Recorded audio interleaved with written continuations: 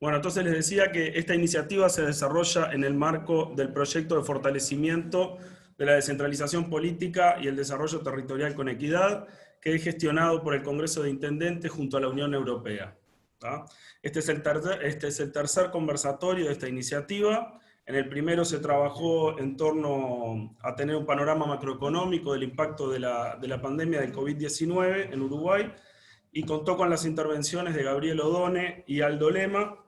Y asimismo el pasado miércoles 17 tuvimos otra instancia, otro conversatorio, en el cual fue el primero en este ciclo de conferencias de Estado y perspectiva de las transferencias subnacionales en Uruguay, el cual contó con la ponencia del consultor del BID, Jorge Martínez Vázquez, y los comentarios de José Luis Falero, Pedro Apesteguía y César García Costa, quienes analizaron el estado de situación y realizaron propuestas para el rediseño de las transferencias subnacionales generales del artículo 214. En esta tercera instancia, lo que se pretende es avanzar en esta discusión desde lo anterior, de lo expuesto anteriormente, para tener visiones tanto técnicas, en primer término, como de exintendentes departamentales respecto de este proceso que se comienza a transitar ahora, que es la discusión y la confección del presupuesto nacional. Primero tendremos el análisis por parte de uno de nuestros ponentes, Alberto Barreix, quien nos estará dando un panorama general, un balance de la situación tributaria tanto en la región como en nuestro país. Luego, dentro del contexto tributario que nos otorgará esta primera exposición, nos adentraremos más en el tema que nos convoca, que son las transferencias subnacionales, y el camino que se iniciará próximamente, como dijimos antes, hacia la negociación y confección de un nuevo presupuesto. Esta intervención estará de la mano de Gustavo Viñales, y luego contaremos con los comentarios de Yamandú Orsi, exintendente de Canelones, Sergio Botana, actual senador de la República y exintendente de Cerro Largo, y Marne Osorio, actual diputado, exintendente de Rivera. Primero vamos a tener entonces, como dijimos, la presentación de Alberto Barreix, quien es economista y líder principal fiscal del Banco Interamericano de Desarrollo, a cargo de asistencia técnica y programas de reforma fiscal en América Latina y el Caribe, y en temas tributarios y macrofiscales. Ha liderado el asesoramiento internacional en las reformas de Chile, Costa Rica, El Salvador, Honduras, México, Nicaragua, Panamá, Paraguay, Perú, República Dominicana y Uruguay, entre otros. Previo a su ingreso al Banco Interamericano de Desarrollo, fue docente en las escuelas de gobierno y leyes de la Universidad de Harvard, coordinador del Comité de Política Fiscal del Mercosur y director del Departamento de Estadística y Política Fiscal del Ministerio de Economía. El señor Barreix obtuvo un doctorado y maestría en Administración Pública en el J.F. Kennedy School of Government y otra en Tributación Internacional en Harvard Law School de la Universidad de Harvard. Sus contribuciones han sido la coautoría del impuesto semianual de la renta, IVA personalizado, la territorialidad reforzada, la presión fiscal equivalente, el impuesto a la renta comprensivo y devengado, y la presión fiscal macrosectorial y el IVA en suspenso para el sector agropecuario. Dada esta presentación, vamos a dar paso a la ponencia del sector Alberto Barreix, pero antes me gustaría aclararles cómo va a ser el sistema de este conversatorio, que se realizará por parte de dos ponentes. Que tendrán su ponencia durante 15 o 20 minutos aproximadamente, para luego dar paso a quienes comentarán sobre el tema por unos 10 minutos. A lo largo de todo el conversatorio es necesario aclararle a todos los otros invitados que vamos a tener abierto el chat para que realicen preguntas que luego se van a tener en cuenta para las ponencias finales de los participantes. Alberto, cuando quieras arrancar. Muy bien. Antes que nada, un agradecimiento a ti, a Álvaro, a Galiquio, y al Congreso, que, digamos, es una suerte de parlamento ejecutivo y es muy importante para los tiempos que se vienen, como espero demostrarlo. La segunda es que es un honor para mí realmente, primero porque hace 30 y pico de años que no vivo aquí, aunque he venido para la reforma de la administración tributaria y luego para la reforma tributaria, la de 2005 solamente, pero yo soy un economista macrofiscal. Un economista macrofiscal quiere decir un tipo que hace reglas fiscales y tributaria, que es donde soy conocido. Entonces estoy en un ámbito un poco fuera. Y ustedes tienen gente mucho mejor que yo, mi hermano Daniel Sureda, el Negro Cabrera, Enrique, Apisteguía, por supuesto quien me va a continuar en el uso de la palabra, que saben muchísimo más que yo, más los propios intendentes. Entonces pido las disculpas del caso, y porque además soy centralista, me crié en Montevideo, por lo más que yo tengo 8 apellidos maragatos. No ha sido muy buena la carrera de los intendentes en mi familia. El doctor Arriaga, que tiene una plaza, le reventó el corazón en su segundo mandato, así que también me asustan un poco las intendencias del interior. Pero esa es un poco la verdad, y realmente uno vuelve con ganas al país a volver a poder recorrerlo, ¿no? Después de mucho tiempo. Entonces yo quisiera darles un panorama muy rápido de América Latina y del Caribe. La primera, antes de que viniera el coronavirus, ya la situación fiscal de varios países era terrible. Incluida la de Uruguay, que es una situación comprometida. Básicamente uno tiene que medir 5 cosas en 2 grandes variables: cómo le crece el PBI, cómo está trazado el tipo de cambio, 2 variables macro, y una variables, digamos, yo diría propiamente fiscales, que son el déficit, la deuda, la presión fiscal, y en cuarto motivo es la inversión pública, para ver dónde puedo recortar. Y yo acá les muestro que antes del coronavirus se estaba en este problema. Y si nosotros miramos acá, la situación es solo 3 o 4 países, Paraguay, Perú, Chile, de alguna manera en una segunda línea Panamá y Guatemala, estaban en una situación fiscal, digamos, entre deuda, inversión pública y déficit razonable. Con una discusión, yo soy partidario, muchos de ellos les operó muy bien las reglas fiscales, pero quizá tenían un estado un poco pequeño. Y entonces eso también les está cobrando hoy a Perú, a Panamá, quizá un poco a Paraguay también, al propio Chile, que tiene es otro nivel. Chile ya está en casi niveles europeos de exportación, etcétera, etcétera. También ha tenido un problema de que la economía es una manta corta, como decía Didi, y entonces si tenés una buena situación fiscal a veces es porque descuidaste un poco el gasto. Entonces ahí está la clave del juego de cómo jugás con la productividad para que esto te funcione bien. Entonces, ¿por qué pasa esto? Bueno, porque los latinoamericanos, desde 2008, que es el año de la crisis, de la crisis internacional, digamos, donde en Estados Unidos había un PBI y la bolsa medía el PBI, o sea, la bolsa pesaba casi un PBI y se le cae de 15 a 9 trillones de dólares. Y 13 de los 20 mayores bancos son asistidos, y resto 2 porque eran bancos nacionales. Entonces, esa crisis trajo una serie de cambios, como nos obligó a nosotros a levantar el secreto bancario, el Hugo, etcétera, etcétera, una serie de cosas. Pero, ¿qué nos dio a nosotros?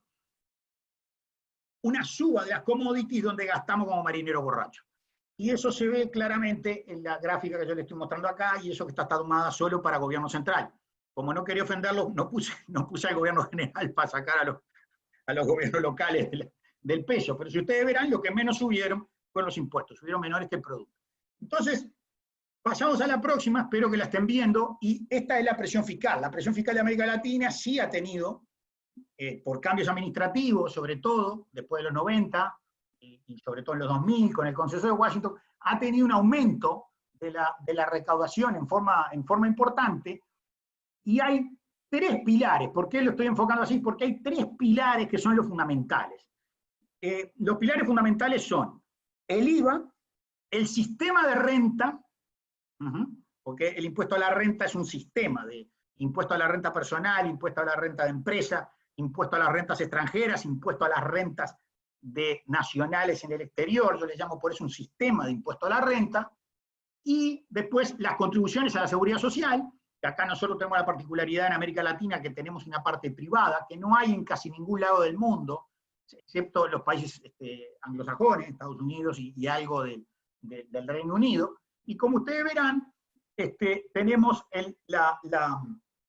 la presión fiscal de América Latina ha ido subiendo. Y el otro punto que creo que es relevante también, es decir que en América Latina tenemos 2 particularidades que están aceptadas por la OECD. Nosotros hacemos los ingresos tributarios junto con la OECD, que es que a la presión fiscal de América Latina le subimos dos cosas. Le subimos la seguridad social privada, mal llamada privada, porque en Uruguay es como 2 y pico % del PIB, y ya los ahorros son como 25% del PIB, pero en el fondo, el Banco País, porque a veces digo, el Banco República es un Banco País, porque maneja el 50% de esos ingresos, y casi el 50% del mercado, y 50% del mercado de las AFAP. Entonces, llamémosle privada, porque en realidad, más que privada, es porque se pagan por cuentas individuales. Pero en otros países, como Chile, es el 100%, como El Salvador, o en algunos países son complementarias. Y son importantes porque, si uno mira la presión fiscal tradicional tomada por la OECD, que la OECD nos aceptó esto y lo publica también, es 20%, pero si usted le suma la seguridad social privada, son 4 puntos y algo, y si después le suma otros ingresos, son muy importantes en América Latina, no tanto para Uruguay, pero son los ingresos de recursos naturales.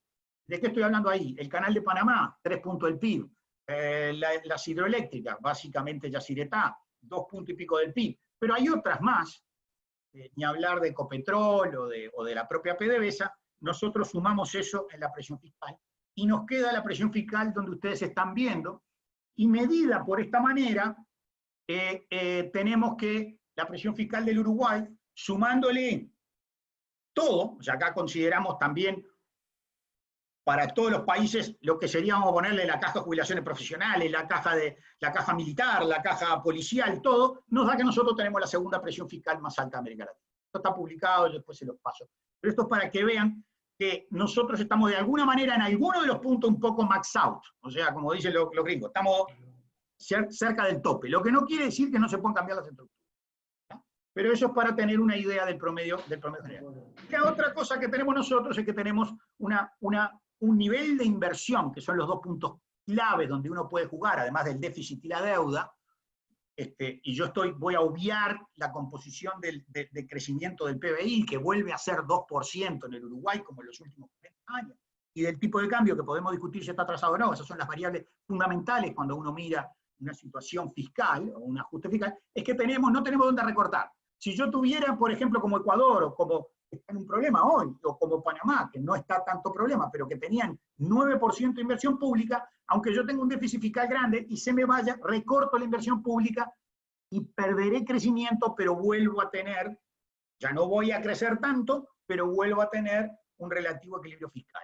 Y nosotros tenemos la peor inversión de América Latina, en una competencia fuerte con Costa Rica, irónicamente, y algo con Brasil, y bueno, con Haití, pero Haití es varía, depende de la ayuda externa. Entonces, dada esta situación, vamos a dar la gráfica de los tributos de Uruguay. Los tributos en Uruguay han ido pasando. Nosotros tenemos una licencia poética con 2 colegas, un colega que me acaba de fallecer de coronavirus, que era la persona que se dedicaba a la descentralización. Yo no soy una persona de descentralización. Juan Luis, que sí trabaja conmigo, ustedes lo conocen, estuvo con ustedes la semana pasada, sí trabaja, y hay otros, 3 o 4 personas muy buenas, pero el economista líder en descentralización, Luis Vilela, murió de coronavirus y era mi íntimo amigo brasileño, por la importancia de Brasil. Y nosotros definimos los pilares fiscales. ¿Y por qué definimos los pilares fiscales al IVA, la renta y la seguridad social? Porque son los que primero son grandes, por eso son pilares. No puedo considerar que el impuesto al patrimonio o el impuesto a la propiedad de la construcción inmobiliaria sea un pilar, porque son muy chiquitos. Estos son grandes, además, o sea, sostienen, y además tienden a variar con el ingreso, como definición de economista, vamos a poner. Entonces, esta es la estructura, como ha variado un poco la estructura de los ingresos en Uruguay. ¿Y por qué es importante? Y bueno, porque 2 de ellos son la base de las transferencias que ustedes están negociando. ¿Y por qué le mostré las inversiones? Porque las inversiones que ustedes estaban mirando, muchas de las transferencias en el mundo están ligadas a las inversiones. Por eso es que enfoqué por este lado, digamos. Y acá está, pero no hay que a veces cegarse un poco, porque ¿qué pasa? Uno puede tener una presión fiscal, pero si no tiene un producto bruto alto, no existe. ¿Qué quiero decir? Mucha gente dice, yo pago como un sueco. Yo le digo, no, me acuerdo, casi todos los países, todo el mundo me dice, yo pago como un sueco, pago como un nórdico. Y le digo, no, usted no paga como un sueco, compañero, porque los suecos son mucho más productivos que ustedes. Su PBI es mucho más grande. Entonces, por más que usted tenga una presión de 26%, el promedio de América Latina recauda $4.000, vamos a poner, estos son dólares en precios corrientes, de 2017, aunque la presión fiscal de los países de la OECD, los países de la OECD no son todos ricos, recuerden que también está México, está Chile, está Eslovaquia, está Turquía, es 35, nosotros estamos por encima, pero en plata estamos un poco por debajo. Pero ya no tenemos tanto la justificación, aquella justificación de que tenemos bajos ingresos o poca plata, porque como ustedes lo ven acá, no hay tan poca plata. Entonces seguimos adelante, y yo quisiera ir a un punto, porque voy a ir a solo 2 puntos, que es un poco una mirada al futuro de esto, que es los impuestos a la propiedad y al patrimonio. Cuando digo la propiedad, digo a la propiedad de vehículos, básicamente, y de inmuebles, y los impuestos al patrimonio, donde sumo a eso los impuestos al patrimonio que casi no existen en la OECD. Están volviendo, pero casi no existen. Uruguay sí cobra patrimonio, y lo voy a tratar de hablar en pocos minutos. Entonces, esta es la estructura. Si ustedes se fijan, acá sí competimos en los impuestos al patrimonio. No competimos, obviamente, bien en los impuestos a la propiedad, que obviamente hay una gran variabilidad. El que cobra más son Canadá o Australia, cobran 3 puntos del PIB, ¿no me acuerdo? Y en Uruguay arañamos el 1%. Entonces sigo adelante y vamos a las intendencias. Solo para ver las intendencias, no son un gran causante de déficit y son muy chiquitos. O sea, ¿de qué estamos hablando? 3,5 puntos, estaremos hablando de, no llegamos a 2.000 millones de dólares, un poco menos, ¿tá? De gasto, bastante menos, 2.000, 1.700. Entonces no tenemos un gran déficit, panorama, estos son sus egresos, cuánto es las remuneraciones, más o menos hubo un cambio muy importante del 90 al 95, y después quedaron más o menos estacionadas. Esto estoy usando los datos oficiales que me da buenísimo, que me da el observatorio, al cual agradezco. Los hice un poco apresuradamente, así que puedo equivocarme, pero esto es más o menos como está hecha la pelota, y ustedes van a ver ahí, las inversiones no son malas respecto al país, son altísimas las inversiones de las intendencias respecto de lo que invierte el gobierno central. Y por último, estos son los ingresos, y lo rojito es un poco lo que nos dice, lo que nos está hablando ahora. Pero es importante que veamos el peso de las contribuciones, el peso de las patentes y el peso de los otros impuestos. Entonces yo quiero ir más rápido. Estos son cómo se dividen las partidas, digamos 2 pelotas, lo que serían el 90 y el 88, las transferencias, que ahí ustedes lo vieron, cómo han variado, cómo se han vuelto relativamente importantes, y los impuestos de alguna manera han decrecido. Lo mismo los egresos, ahí ustedes los ven, ya explicados en porcentaje del PIB, cuántos son los sueldos, cuántos son los salarios, están todas las intendencias, pero las podemos dividir. Ahí hay una cosa que tengo que hacer, que las transferencias, que han crecido mucho y son muy grandes, se deben mucho a Montevideo porque tiene una serie de transferencias en el medio, y no es que hayan crecido tanto, las transferencias siguen relativamente bajas. Entonces, y esto sería la división de ingresos y egresos con Montevideo, sin Montevideo, para tener un panorama. Recuerda que tenemos 35% de presión, y estos son, obviamente, con seguridad social, ¿no? Que nosotros tenemos un gasto de seguridad social muy grande, son 11 puntos del PIB. ¿Ah? Y estos son los egresos. Y ahora, ¿por qué yo le voy a dar muy por arriba? Porque quien me prosigue está mucho más capacitado que yo para hablar de las uruguayas. Esto es más o menos para tener una idea de cómo se divide el IVA, renta, los impuestos, India, etcétera, etcétera.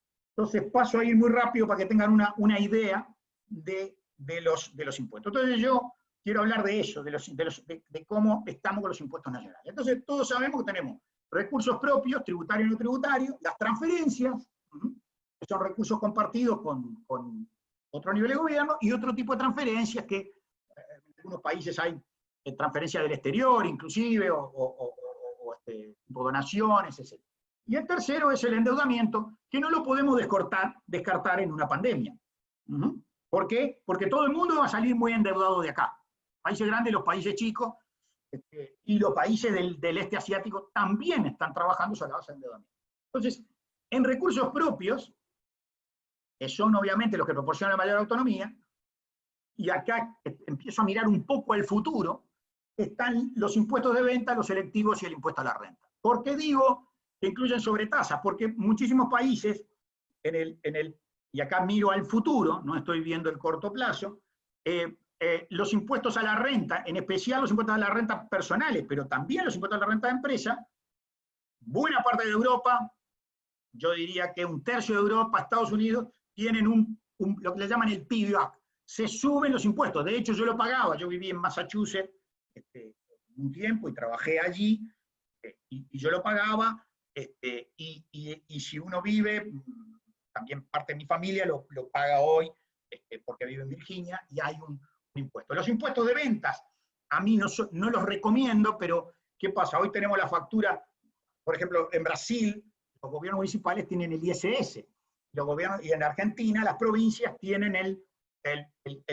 ingreso bruto. Yo no lo recomiendo, pero sí creo que por la vía de la factura electrónica, ahora sí podemos comparar y podrías manejarse un impuesto a la venta de nivel estadual, ¿no? Digamos, nosotros recuerden que hay dos grandes, los países federales tienen 3 niveles de gobierno, nosotros somos países unitarios, tenemos 2 niveles de gobierno, básicamente en lo que tenemos que definir como estructura. Y después tenemos los recursos por endeudamiento que, digamos, deberían limitarse en general la recomendación a los gastos de inversión y a la capacidad de cada gobierno subnacional de pagar su deuda. En este caso habría que pensar si dentro de eso no están los accidentes biológicos universales, en lo que yo me voy a financiar con deuda, y si yo me voy a financiar con deuda comprometiendo algún ingreso futuro, sea por un fideicomiso. Quiero dejar 2 notas muy rápidas. La primera es el impuesto al patrimonio. El Uruguay cobra más o menos lo mismo, pero donde iguala a los demás países es porque Uruguay cobra el impuesto al patrimonio cuando los demás no tienen casi impuesto al patrimonio. Hay 3 impuestos al patrimonio en América Latina. En realidad, patrimonio, como patrimonio neto, reduciendo los gastos, solo somos nosotros y Colombia. Nosotros recaudamos 1% del PIB, 1 con algo, y los colombianos 0,5, 0,6. Después está Argentina, que recauda 0,8, pero esa recauda sobre ingreso bruto. ¿Cuál es el problema del patrimonio? Yo no tengo ningún problema, en general se puede poner, digamos, aumentar o lo que se quiera el impuesto al patrimonio, ya lo he dicho, pero en el largo plazo el patrimonio tiene una serie de problemas. Y el primer problema es que nosotros grabamos un patrimonio invertido. Entonces, al grabar el patrimonio invertido, y esto es muy interesante porque yo me he cansado de decirlo en Uruguay, primero, no grabamos todos los bienes, porque si yo tengo bienes afuera, no me los grabo. O sea que solo estoy grabando patrimonio en el Uruguay, invertidos en el Uruguay o ahorrados en el Uruguay. Nosotros tenemos una forma de grabar, que yo mismo fui el que la inventé, que es la territorialidad reforzada, que cuando traigo la plata me graban, pero no me graban igual que tiene los fondos acá en el Banco República. A ese le graban hoy, ¿no? Entonces, así que yo no me lo inventé, así que me la autocritico. Y lo que digo es que, ¿qué sucede? Que yo no grabo eso, los mercados nuestros son bastante complicados, nosotros no podemos en países desarrollados es más fácil, porque tienen las bolsas, los mercados son profundos y son líquidos. Nosotros no tenemos eso, y lo vemos perfectamente en nuestras dificultades de nuestros catastros, que tienen valores completamente subvaluados de lo que son la realidad, que no son así en el mundo desarrollado. Los datos son mucho mejores. Pero el tercer problema que yo siempre vi es que el impuesto al patrimonio, como termina perdonando, acá hubo un momento se perdonaron hasta los inmuebles, la tierra, todo, hoy se sigue perdonando el 50% del impuesto industrial, termina siendo ¿qué? Un impuesto progresivo a la tenencia de inmuebles. Y el impuesto progresivo a la tenencia de inmuebles, ¿qué es? Un impuesto por naturaleza municipal. Yo me fui hace 30 años, pero hice el estudio y en aquel momento me daba que el 70% de la base era robarle base a los municipios. Perdón, esperen para decir todo esto después del 1 de julio, porque ya a partir del 1 de julio no pertenezco al BID y entonces ya me pueden citar tranquilamente. Pues paso a ser un consultor nomás del banco. Pero lo que quiero decir, porque eso siempre lo sostuve, está escrito, de todas maneras, tienen un blog donde está escrito, lo escribí hace poco. Y la segunda, creo que hoy ha cambiado las cosas y el conocimiento del último beneficiario, que no sé si ustedes están familiarizados, hoy toda empresa que se registre, o toda persona que se registre, hay que reconocer sus bienes, hoy se intercambia información, y en el mundo del futuro, yo nunca esperé ver levantar el secreto bancario en Uruguay, pero creo que esto capaz que si dura un poco, una enfermedad muy jorobada, lo veo, voy a ver que se intercambien también propiedad. Hoy intercambiamos los flujos, intercambiamos, digamos, lo que ganó uno con acciones o con depósitos en el exterior. Entonces, se puede poner inclusive un impuesto a la tierra progresivo y mucho más racional, y de repente olvidarnos el impuesto a la renta e ir a otro tipo de renta, y no la renta de los cuales fuimos nosotros partícipes, o que, digamos, del cual yo soy internacionalmente reconocido como el autor, es el semidual de Uruguay con Jerónimo Rojas.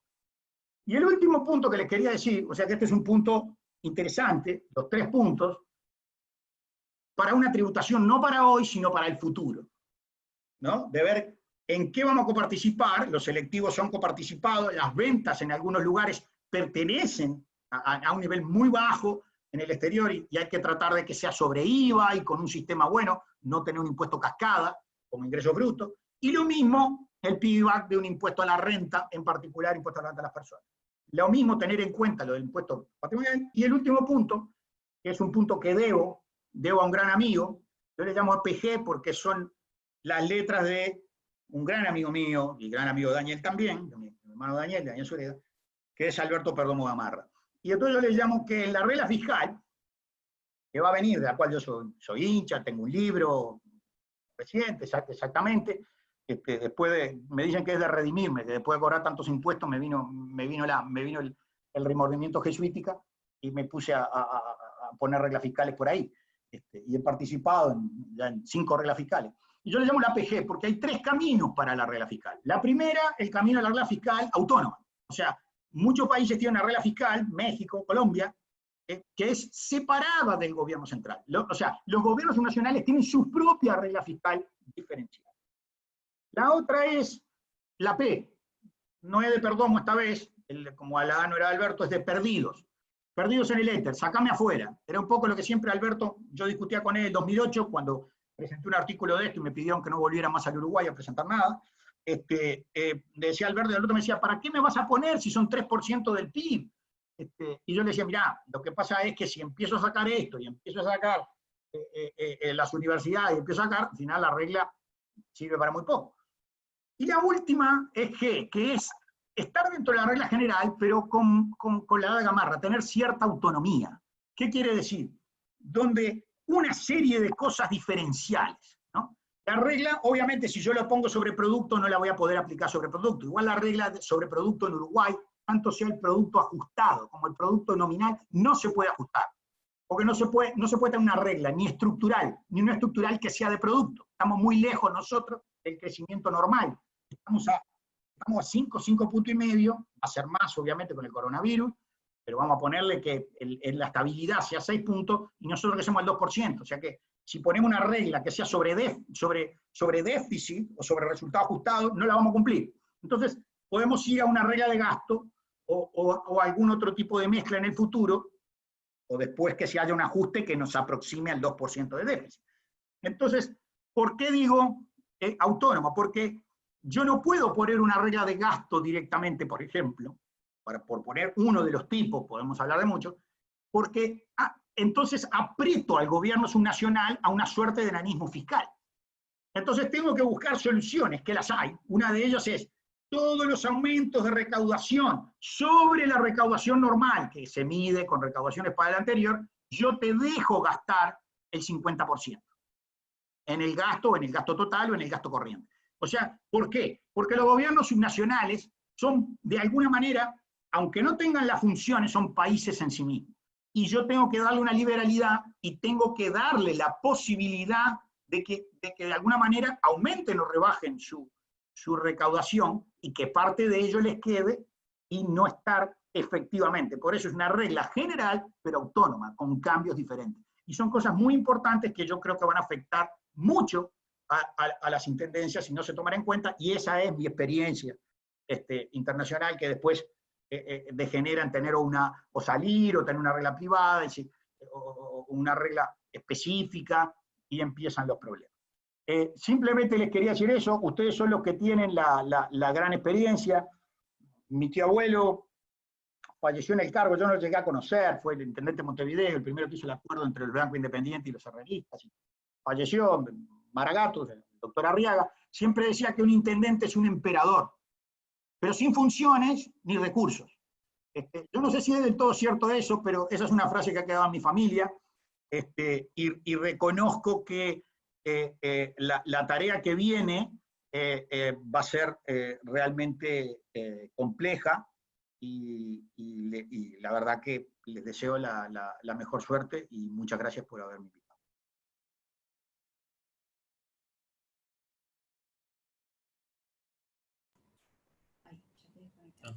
Perfecto, Alberto, muchísimas gracias por tus aportes.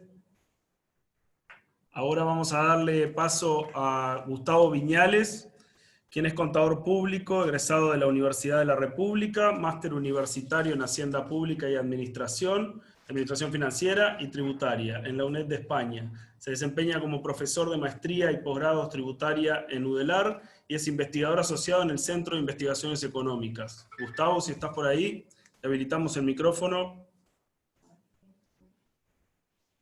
No, yo lo tengo, pero me dice mueve y no me deja. Ahí está. Sí, perfecto, Gustavo. Buenas ¿Cómo tardes. estás? ¿Cómo están? Bueno, un gusto para mí estar con ustedes. Saludos a todos, a todas. Agradecer a Enrique, Galiquio, a ti, Álvaro, a Pedro, que está por ahí, y bueno, a Alberto, por supuesto, un abrazo de esta forma virtual. Quiero saludar también especialmente a los 3 intendentes o ex-intendentes. Son como los jugadores de fútbol, nunca se dejan ser intendentes, o como los presidentes. Y si bien me siento tentado, créanme, de decir alguna cosa sobre la que dijo Alberto, no voy a entrar en esa tentación, porque si no, corro el riesgo de que derivemos la conversación a otra cosa de lo que yo me quería centrar. Solo una cosa voy a hacer referencia al impuesto al patrimonio, que cuidado que ahí dentro de ese 1% hay un 0,3% que son empresas públicas, y personas físicas es apenas 0,04%. O sea que el impuesto al patrimonio en Uruguay hay que mirarlo con cuidado, porque el mundo lo empieza a mirar nuevamente. Yo voy a hacer una presentación que trataré de ser breve y adaptarme al tiempo, que eso seguro lo voy a lograr. Yo no sé si ustedes ven acá, todos ven la presentación, ahí se ve, Álvaro, ¿lo ves bien? Está, perfecto. A ver, ese documento no es para publicitarlo, es simplemente que en realidad yo voy a hacer, es un trabajo que hicimos o que hice para la Dirección de Centralización e Inversión Pública del OPP, y que es básicamente este tema de las transferencias intergubernamentales o subnacionales, y en la medida que eso tiene un desarrollo mucho mayor, es que lo pongo de referencia. Yo voy a trabajar ahora sobre algunos desafíos y algunas conclusiones que me parecen las más relevantes. A ver, simplemente para que todos estemos alineados en lo que yo quiero hablar.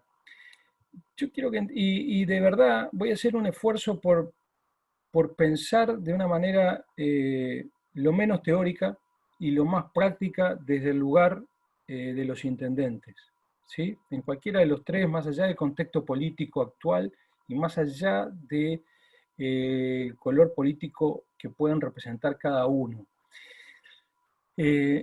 Entonces, yo creo que Uruguay tiene una serie de desafíos. Toda la tributación subnacional tiene muchos años y ha sido revisada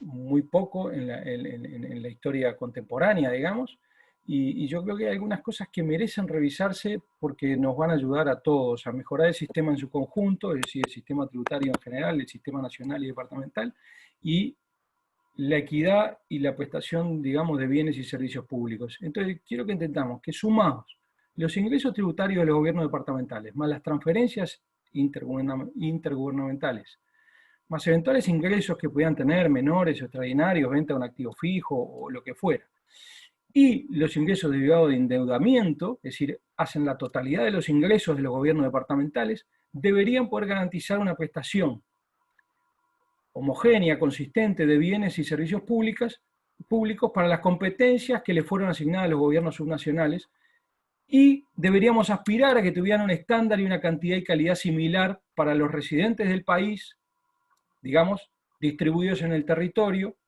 para similares niveles de capacidad y esfuerzo fiscal de las personas. ¿Qué quiero decir con esto? Que en realidad esos 4 ingresos deberían responder a un conjunto de bienes y servicios públicos que deberían tener un estándar mínimo para un esfuerzo y capacidad fiscal de los contribuyentes, pero entender que aquí tenemos 2 cosas. Primero, que cada vez más las funciones asignadas a los gobiernos subnacionales en términos de bienes y servicios públicos van en aumento.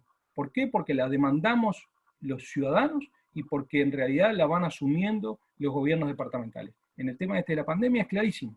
Asumen cada vez más competencias en términos de servicio de salud, en términos de servicio de higiene, en términos de servicio de seguridad. O sea, hay una serie de cosas que van asumiendo, ¿sí?, contra las que no necesariamente se tiene en general asignación de recursos, ¿sí? Eso es un proceso que Uruguay va desarrollando desde hace un tiempo. La descentralización no es de hoy, ni es de los últimos 10 años, ni de los 15, ni de los 20, pero de alguna manera en los últimos 30 años hay un aumento de la cantidad de los bienes y servicios públicos que se prestan a nivel departamental que no necesariamente tienen un reflejo en la fuente de ingresos, ¿sí? Entonces, quiero basarme en eso.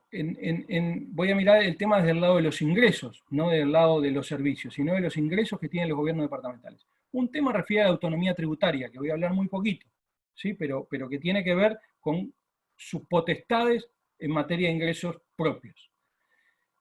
El segundo es el tema de los recursos propios, en particular la contribución inmobiliaria urbana y rural y la patente de rodados, que entre las dos representan en el orden de los 2/3 de los ingresos propios departamentales.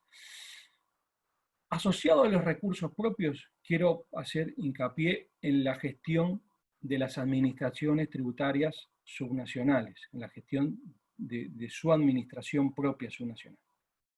Y después quiero hablar un poquito de las políticas de endeudamiento de los gobiernos departamentales y del sistema de transferencias intergubernamentales propiamente dicho, que voy a hablar menos porque entiendo que Martínez Vázquez hizo un desarrollo bastante profundo el miércoles pasado, por lo cual quiero hacer algunas conceptualizaciones, pero no quiero hablar solo de transferencias, porque me parece que es relevante que miremos el sistema de ingresos departamentales en su conjunto. Entonces, voy primero a los desafíos de las transferencias y después me explayo un poquito más en el resto. A ver, un primer tema, yo creo que ahí hay como 4 temas. Un primer tema es Montevideo, la situación de Montevideo versus los restantes departamentos del país. Entonces, yo creo que más allá, lo dice Martínez Vázquez en su trabajo, y yo lo comparto, y creo que es de sentido común seguramente para todos, más allá de compartir la necesidad de transitar a una distribución de fondos entre todos los departamentos sin excluir a Montevideo, ni como origen de ingresos, ni como destino de esos fondos, ahí hay restricciones de economía política, hay marcos constitucionales, o sea que no son situaciones fáciles, pero en cualquier caso yo creo que no deberíamos retroceder en el estatus de Montevideo que se ha otorgado en distintas instancias en los últimos años, por norma constitucional, lo que tiene previsto por el 214, por la norma legal, ¿sí?, que dio lugar a acuerdos amplios, es decir, que ha logrado consensos a nivel institucional entre el gobierno nacional y los gobiernos departamentales a través del Congreso Interno. Entonces yo creo que eso es una situación importante, la destaco, la valoro y creo que es una fortaleza, ¿sí? Los gobiernos subnacionales han logrado, a través de la institucionalidad que da el Congreso de Intendentes, que no es menor, que es de rango constitucional, que ha logrado acuerdos con digamos, consensos importantes. Ahí tenemos la situación de Montevideo, que si bien comparto con Martínez Vázquez que debería poder evolucionar en un sentido, yo creo que lo importante es que no debiera retroceder. Respecto a la situación del 214, yo creo que ahí hay un tema muy claro en el sistema cuando uno lo mira, de vuelta sobre el trabajo de Martínez Vázquez, que creo que tiene conceptos que comparto en su mayoría. Tengo algunas diferencias que las quiero mencionar, o sea, voy a mencionar básicamente las diferencias. Yo creo que un tema clave es entender que debemos separar los fondos que persiguen devolución de tributos y los que persiguen objetivos de redistribución de tributos. O sea, si de verdad queremos llegar a un sistema que sea más equitativo.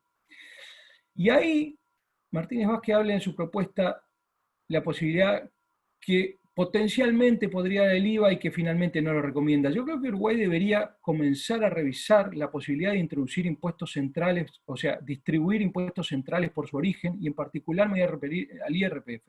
Porque en el IVA nosotros tenemos muchas dificultades operativas. El IVA, básicamente los contribuyentes son empresas, las empresas en muchos de los casos están domiciliadas desde el punto de vista fiscal en Montevideo, con lo cual la asignación real de dónde efectivamente se generan los ingresos tributarios administrativamente es muy difícil. No obstante, en el IRPF nosotros tenemos hoy capacidad administrativa y tecnológica, y el IRPF efectivamente, primero, es por residencia país y después por domicilio dentro del país. Con lo cual, nosotros hoy tendríamos capacidad de poder hacer una devolución parcial del IRPF. Si bien existen algunos casos particulares de una persona, por ejemplo, que trabaje en Montevideo y viva en Canelones, o que trabaje en el límite de cualquier departamento, que trabaje en Fraiventos y viva en Mercedes, ¿sí? Son casos muchísimo menores a las dificultades que podemos tener en el IVA. Y hoy el IRPF representa en un entorno del 18,5% de la recaudación de la DGI. ¿Sí? O sea que es un impuesto que cobra una importancia y que, más allá, y esto sí es una opinión personal, más allá de los gobiernos y de las tendencias ideológicas de los gobiernos, en el mundo ha sido así, el IRPF debería pasar a ocupar espacios aún más grandes en términos de porcentaje de la población alcanzada, ¿sí? O sea, que es un tema no menor. Con lo cual yo creo que Uruguay debería pensar en el 214, por un lado separar el 214 en lo que es devolución y lo que es redistribución, pero en lo que es devolución pensar en el IRPF como un impuesto central a devolver parcialmente.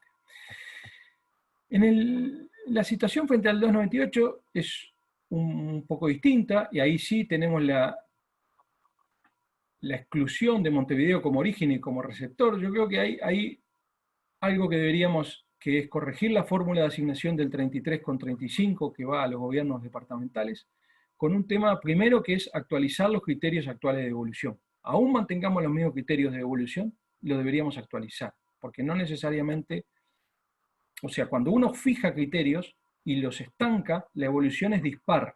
Entonces lo único que muchas veces terminamos es consolidando diferencias que se agudizan, ¿sí? Con lo cual, yo creo que hay que actualizar los criterios, no es algo técnicamente difícil, y deberíamos poder considerar la posibilidad de aumentar el porcentaje asignado de manera objetiva y automática, porque eso mejora muchísimo la predictibilidad y la autonomía descentralizada. O sea, cuando los gobiernos subnacionales tienen capacidad de proyectarse porque tienen datos más ciertos de cuáles van a ser los flujos, tienen mayor autonomía real. Y lo último que quiero es mencionar algunas otras transferencias complementarias. De vuelta, yo creo que tenemos que separar los que son fondos de nivelación de los que son fondos de capital condicionado para infraestructuras, que en muchos casos están mezclados, pero eso habló Martínez Vázquez. Yo quiero, por ejemplo, pensar concretamente los fondos para proyectos de subsidio del alumbrado, que han tenido éxito, hay que lograr mantenerlos en el tiempo, pero renovados. Es decir, por la misma, pero cambiando, como dice la canción. En definitiva, si hoy un proyecto tenía como objetivo la renovación del alumbrado público, nosotros deberíamos pensar de cómo, llegado al cumplimiento de esos objetivos, muchas veces los gobiernos departamentales, esos fondos siguen dependiendo de esos fondos para otras cosas, nosotros deberíamos lograr cambiar los objetivos manteniendo los fondos. Por ejemplo, cambio de la flota de vehículos propios para vehículos de bajas emisiones, ¿sí? Es decir,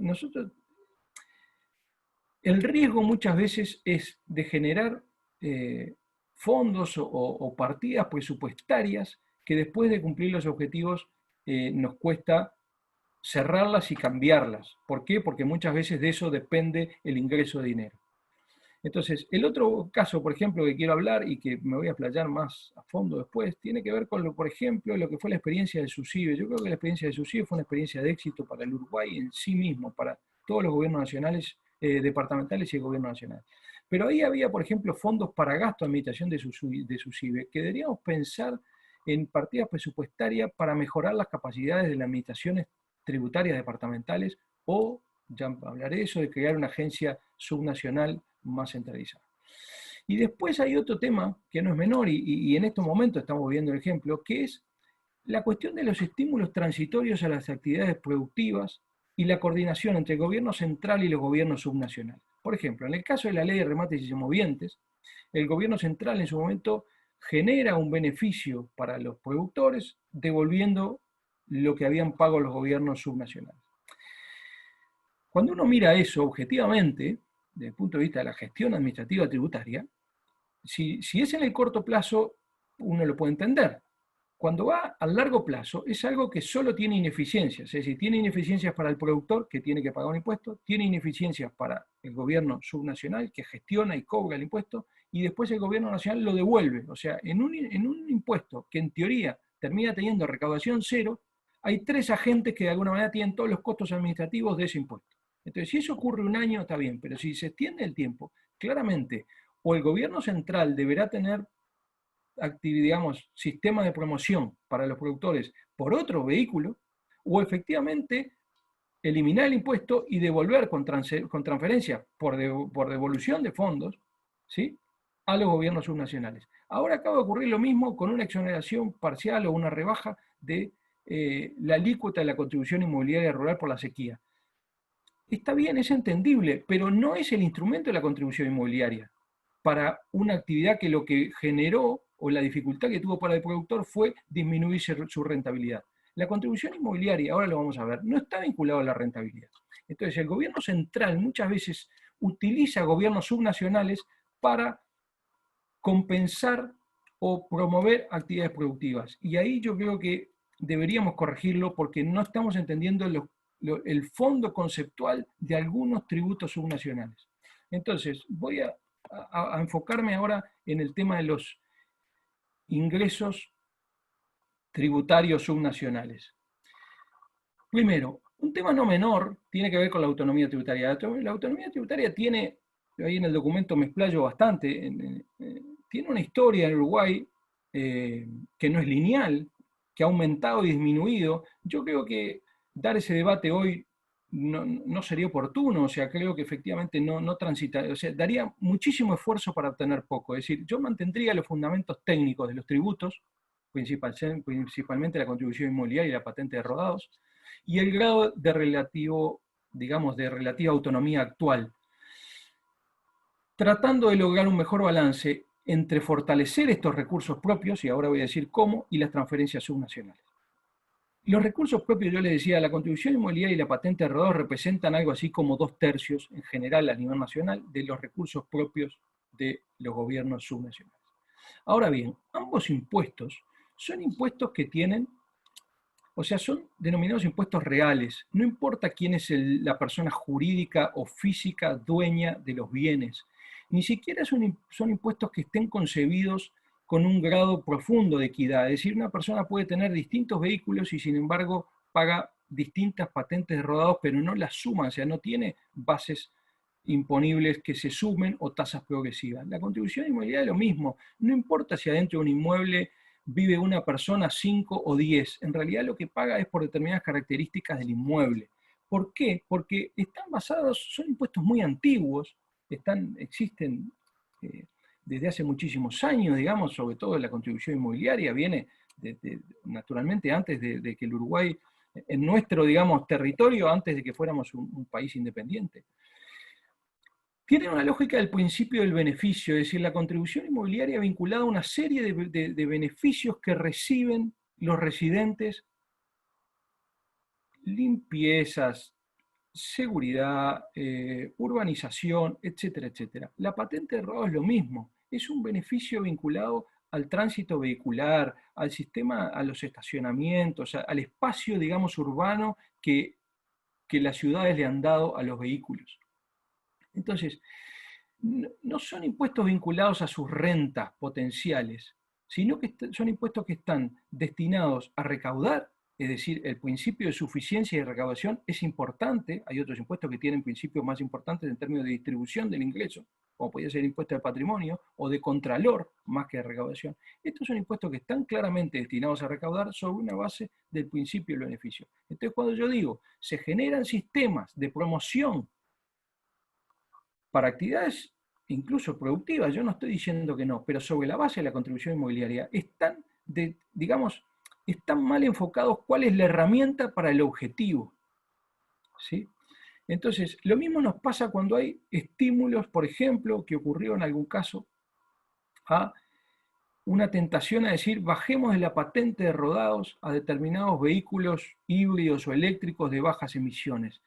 No, es mezclar objetivos con herramientas. La patente de rodados tiene un principio de beneficio en función de lo que yo decía, del espacio urbano destinado al tránsito vehicular. Entonces, si efectivamente queremos tener impuestos que castiguen las externalidades negativas de la combustión de los combustibles fósiles, tenemos que tener, es otra herramienta.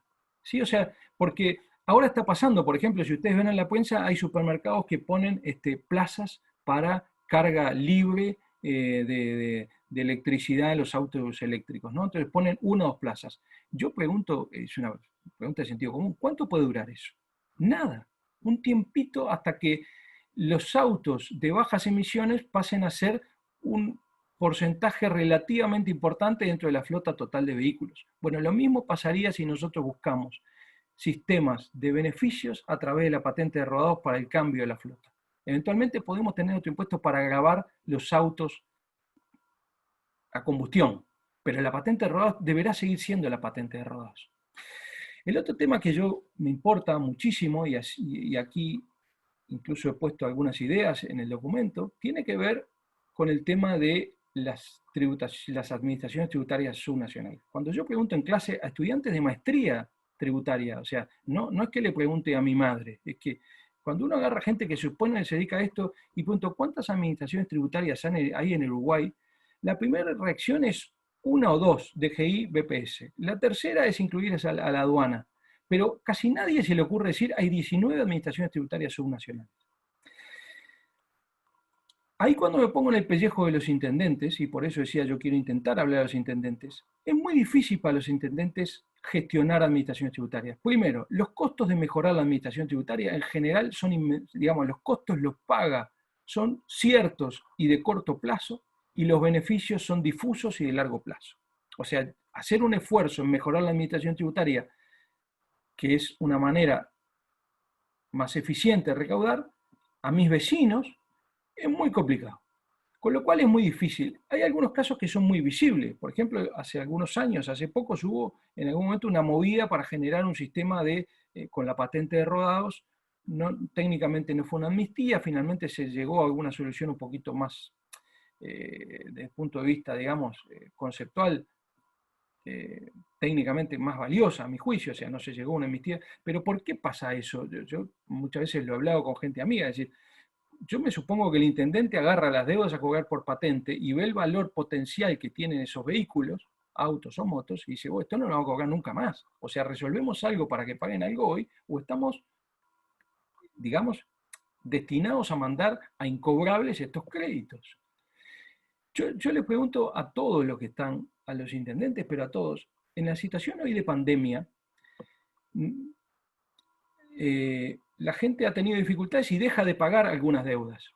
Algunas con DGI, algunas con las tarjetas de créditos, otras con las intendencias, otros con proveedores. Ahora, las más fáciles de dejar de pagar, porque generan menos presión al pago, son las departamentales.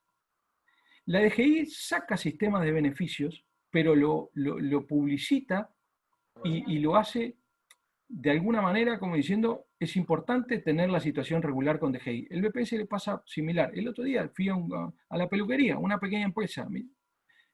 tengo este problema, me dijo, pero al final hablé con un abogado amigo y voy a pagar el impuesto y voy a dejar colgado las multas y recargos. Ahora, en general, nadie se plantea eso desde el punto de vista de los tributos subnacionales. ¿Por qué? Porque las administraciones subnacionales hacen muy poco esfuerzo en la gestión de la cobranza. Hay departamentos que no llega la factura. A nadie le llega un aviso de que se venció, o sea, no llega un mensaje. Cualquiera de nosotros no pagamos la tarjeta de crédito y es posible que nos llegue un mensaje al teléfono diciendo, usted no pagó la tarjeta de crédito. Capaz que no la paga igual, pero hay una percepción de control tributario o control del acreedor muchísimo mayor en cualquier nivel de deudas que en lo departamental. Y es razonable, porque el intendente sale a la calle y están los vecinos. Pero entonces, lo que significa que es razonable, no significa que lo debamos mantener así en el tiempo. Hay fórmulas claramente que debemos cambiarlas. Hoy las administraciones subnacionales están teniendo problemas con el cobro de los tributos. Ahora, ¿eso implica que le vamos a dejar de cobrar los tributos de contribución o de patente a los vecinos? No. No, se las deberíamos seguir cobrando, más allá de entender que hay situaciones que puedan merecer, como ocurre a nivel nacional, soluciones de postergación, de diferimiento, en fin, distintas soluciones. Entonces, yo creo que ese es un tema al que voy a volver antes de cerrar porque me parece clave. Uruguay debería ser capaz, en la institucionalidad que da el Congreso de Intendentes, buscar una fórmula, como ocurrió con el SUSIBE, para que tengamos una administración tributaria o una agencia tributaria subnacional centralizada. Y yo creo que ahí uno de los casos clave que voy a hablar después tiene que ver con los catastros, no solo con la gestión de los tributos. Los tributos subnacionales son relativamente fáciles de recaudar porque no necesitan, o sea, no hay liquidación del contribuyente. Las propias intendencias generan la factura o el cálculo de tributo, o sea que no hay una gestión para controlar si la liquidación está bien o mal, que es el costo complicado para la DGI, por ejemplo. Pero sí hay que hacer un esfuerzo de cobranza mayor al que se hace, lo que se llaman los controles extensivos, avisar del vencimiento, avisar de la fecha de pago, avisar de las moras, ¿sí? Tener una percepción de que necesito cobrar, o mejor dicho, la percepción del otro que necesita pagar, lo que nos pasa a nosotros con la tarjeta de crédito o con cualquier deuda, y lo que se llama el cobro coactivo, es decir, al final, si efectivamente tengo que terminar ejecutando, ¿qué ocurre? Y tiene que ocurrir. ¿Sí? Entonces voy a otros temas y para intentar finalizar en tiempo. Primero, el tema del endeudamiento. Yo creo que es clave que las intendencias tienen que entender la relevancia del endeudamiento. El endeudamiento no es malo, todo lo contrario, es imprescindible optimizar los sistemas de endeudamiento.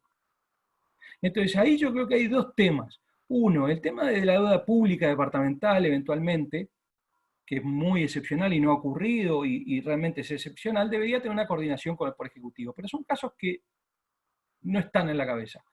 Lo que yo creo que sí debería ocurrir es una regla fiscal de endeudamiento departamental para otros tipos de financiamiento que generarían, y quiero que lo miren desde ese lado, por favor, no es decir, les voy a poner, o sea, no es pensar yo poner condiciones para el endeudamiento restrictivas, sino que entender que reglas de mayor, digamos que reglas fiscales de endeudamiento, y créanme que lo miro desde el otro lado, cuando las intendencias se endeudan vía fideicomisos, hay que hacer eso lo más óptimo posible. Hoy les ha pasado a algunas intendencias en términos de acceso a financiamiento genuino y barato.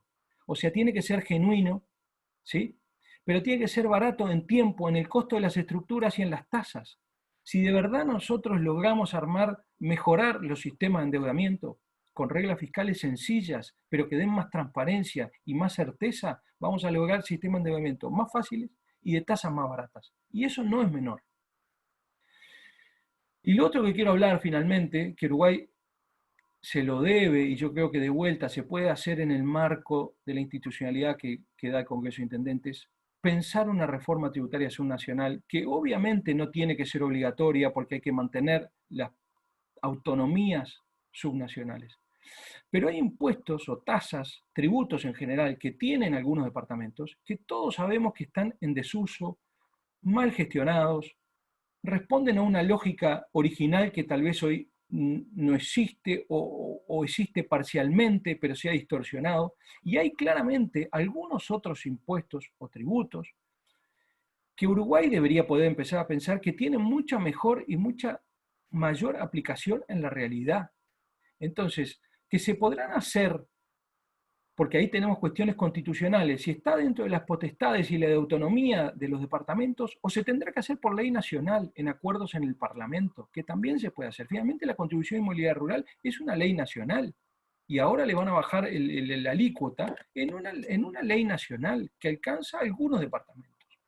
Pero entonces yo creo que ahí hay tres temas. Una es algunas microreformas que yo llamo verdes, que penalizan externalidades negativas. Y yo creo que hay dos claras que están vinculadas al territorio. Uno es el agua, que Uruguay tiene hoy problemas de agua, y otro es residuos. Eso se podrá hacer de manera coordinada a nivel nacional y departamental, pero claramente hay ingresos ahí potenciales para los gobiernos subnacionales, pero hay que entenderlo como algo, no es decir, no es que ahí tengo ingresos, es decir, ahí tengo un conjunto de gastos reales que cada vez estoy efectuando y que voy a seguir efectuando.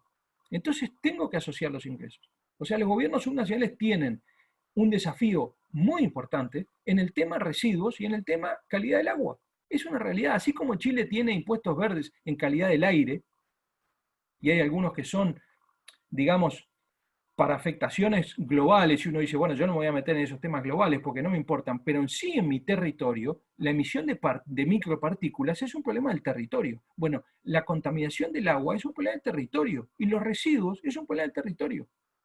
Y hay que gestionarlo.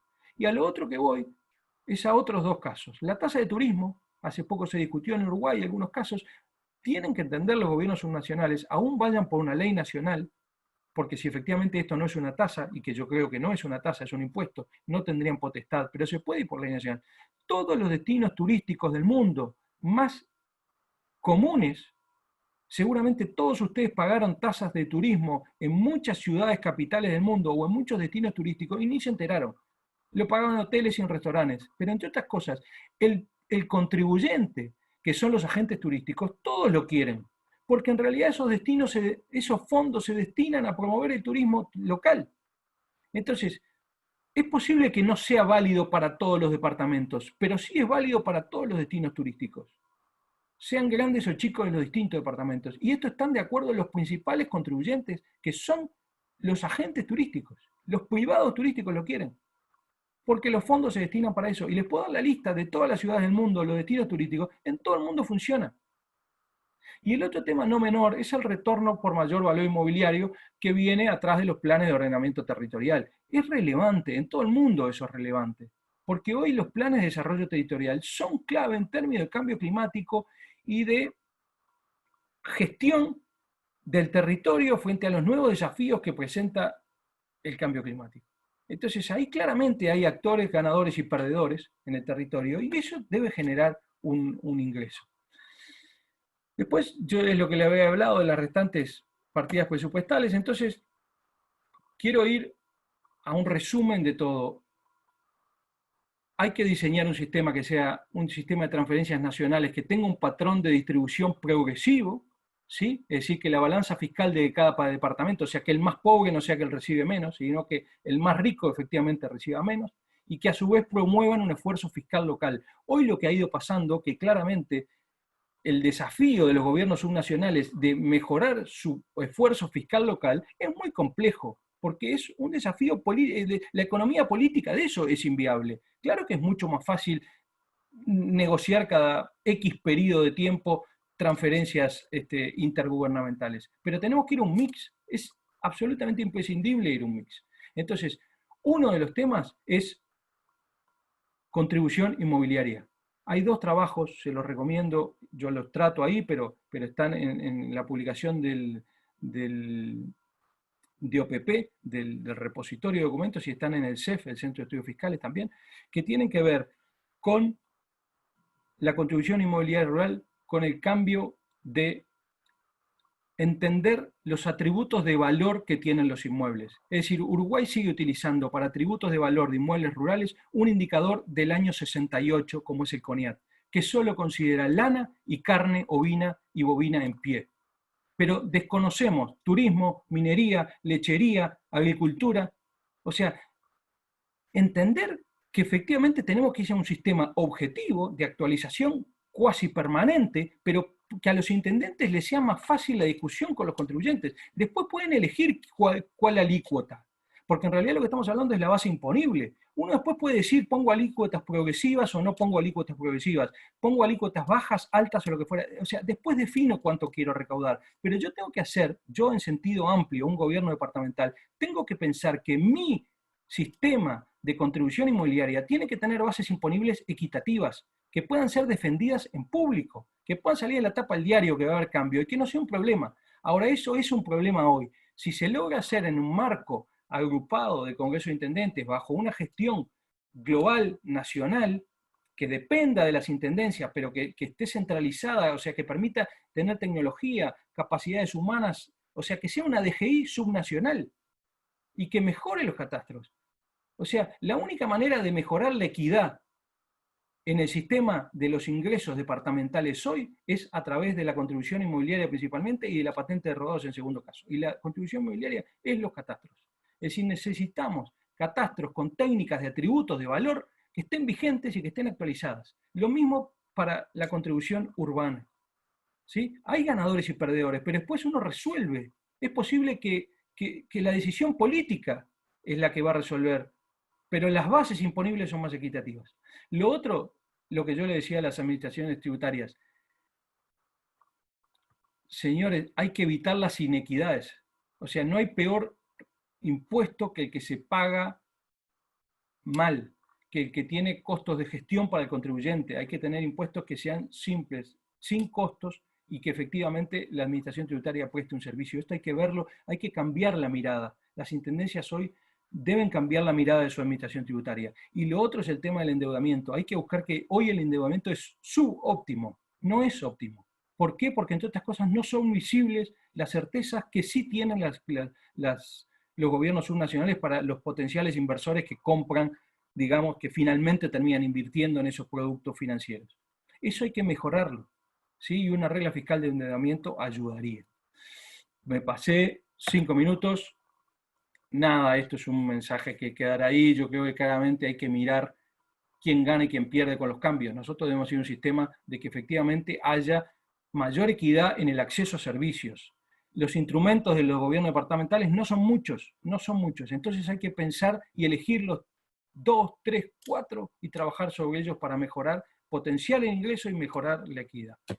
Así que bueno, muchas gracias a todos, perdonen la intensidad, pero bueno, es un tema que me desafía. Perfecto, muchas gracias Gustavo por tus aportes. Ahora le vamos a dar paso a los intendentes, a los exintendentes para que hagan sus aportes también. Vamos a comenzar con Yamandú Orsi y sus comentarios. Él es profesor de Historia de profesión y, como mencioné anteriormente, es exintendente y exsecretario general de la Intendencia de Canelones. Yamandú, si estás por ahí, ¿querés comenzar con tus comentarios? ¿Se ve ahí? ¿Me oyes? Sí, perfecto. Dale. Bueno, vamos a tratar de utilizar el tiempo. Bueno, muchas gracias. Yo debo reconocer que mi mensaje, o lo que puedo decir yo en este caso, es en función de lo que he sido y de mis desviaciones profesionales. Docente de historia, por lo tanto, no puedo dejar de ver lo que ha sido la evolución de todo esto. Y bueno, mi actividad desde la política pura y dura. Y con esa óptica creo que tenemos que mirar esto. A lo que voy es, se decía por ahí que el formato o las atribuciones a nosotros nos llega desde la propia Constitución o las leyes. Y si, por ejemplo, tenemos en cuenta que la ley orgánica es de la década del 30, evidentemente algún problema tenemos. Y no ha sido posible cambiar en el Parlamento eso, no se ha visualizado como algo, por lo menos a corto plazo no ha sido fácil. Lo otro es que estas discusiones, este tipo de análisis, nosotros nos sentamos a hacerlo siempre que tenemos que dar la discusión presupuestal. ¿Qué quiero decir con esto? Cuando hay un cambio de gobierno, cuando se pasa de un periodo al otro, y ahora es una situación muy particular, digo, no me interesa que lo explique, ante un cambio de gobierno y una elección departamental que se posterga, o que que se extendió en el tiempo, evidentemente es una situación muy rara. ¿Qué quiero decir con esto?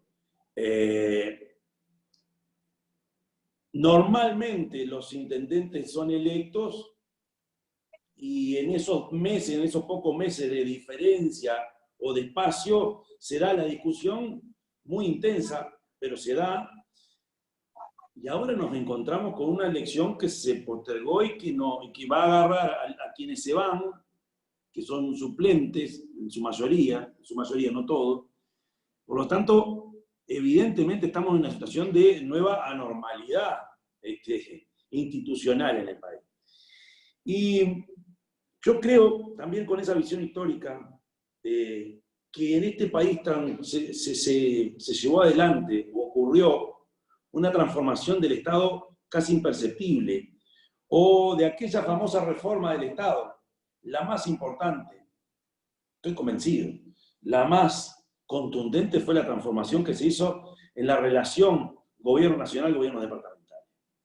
Y si hay un actor que ha tenido que ver en esto, ha sido el propio Congreso de Intendentes, con una práctica, con una dinámica que se ha ido perfeccionando, pero que tomó las bases originales de cuando apareció el Congreso con fuerza, y que hoy es casi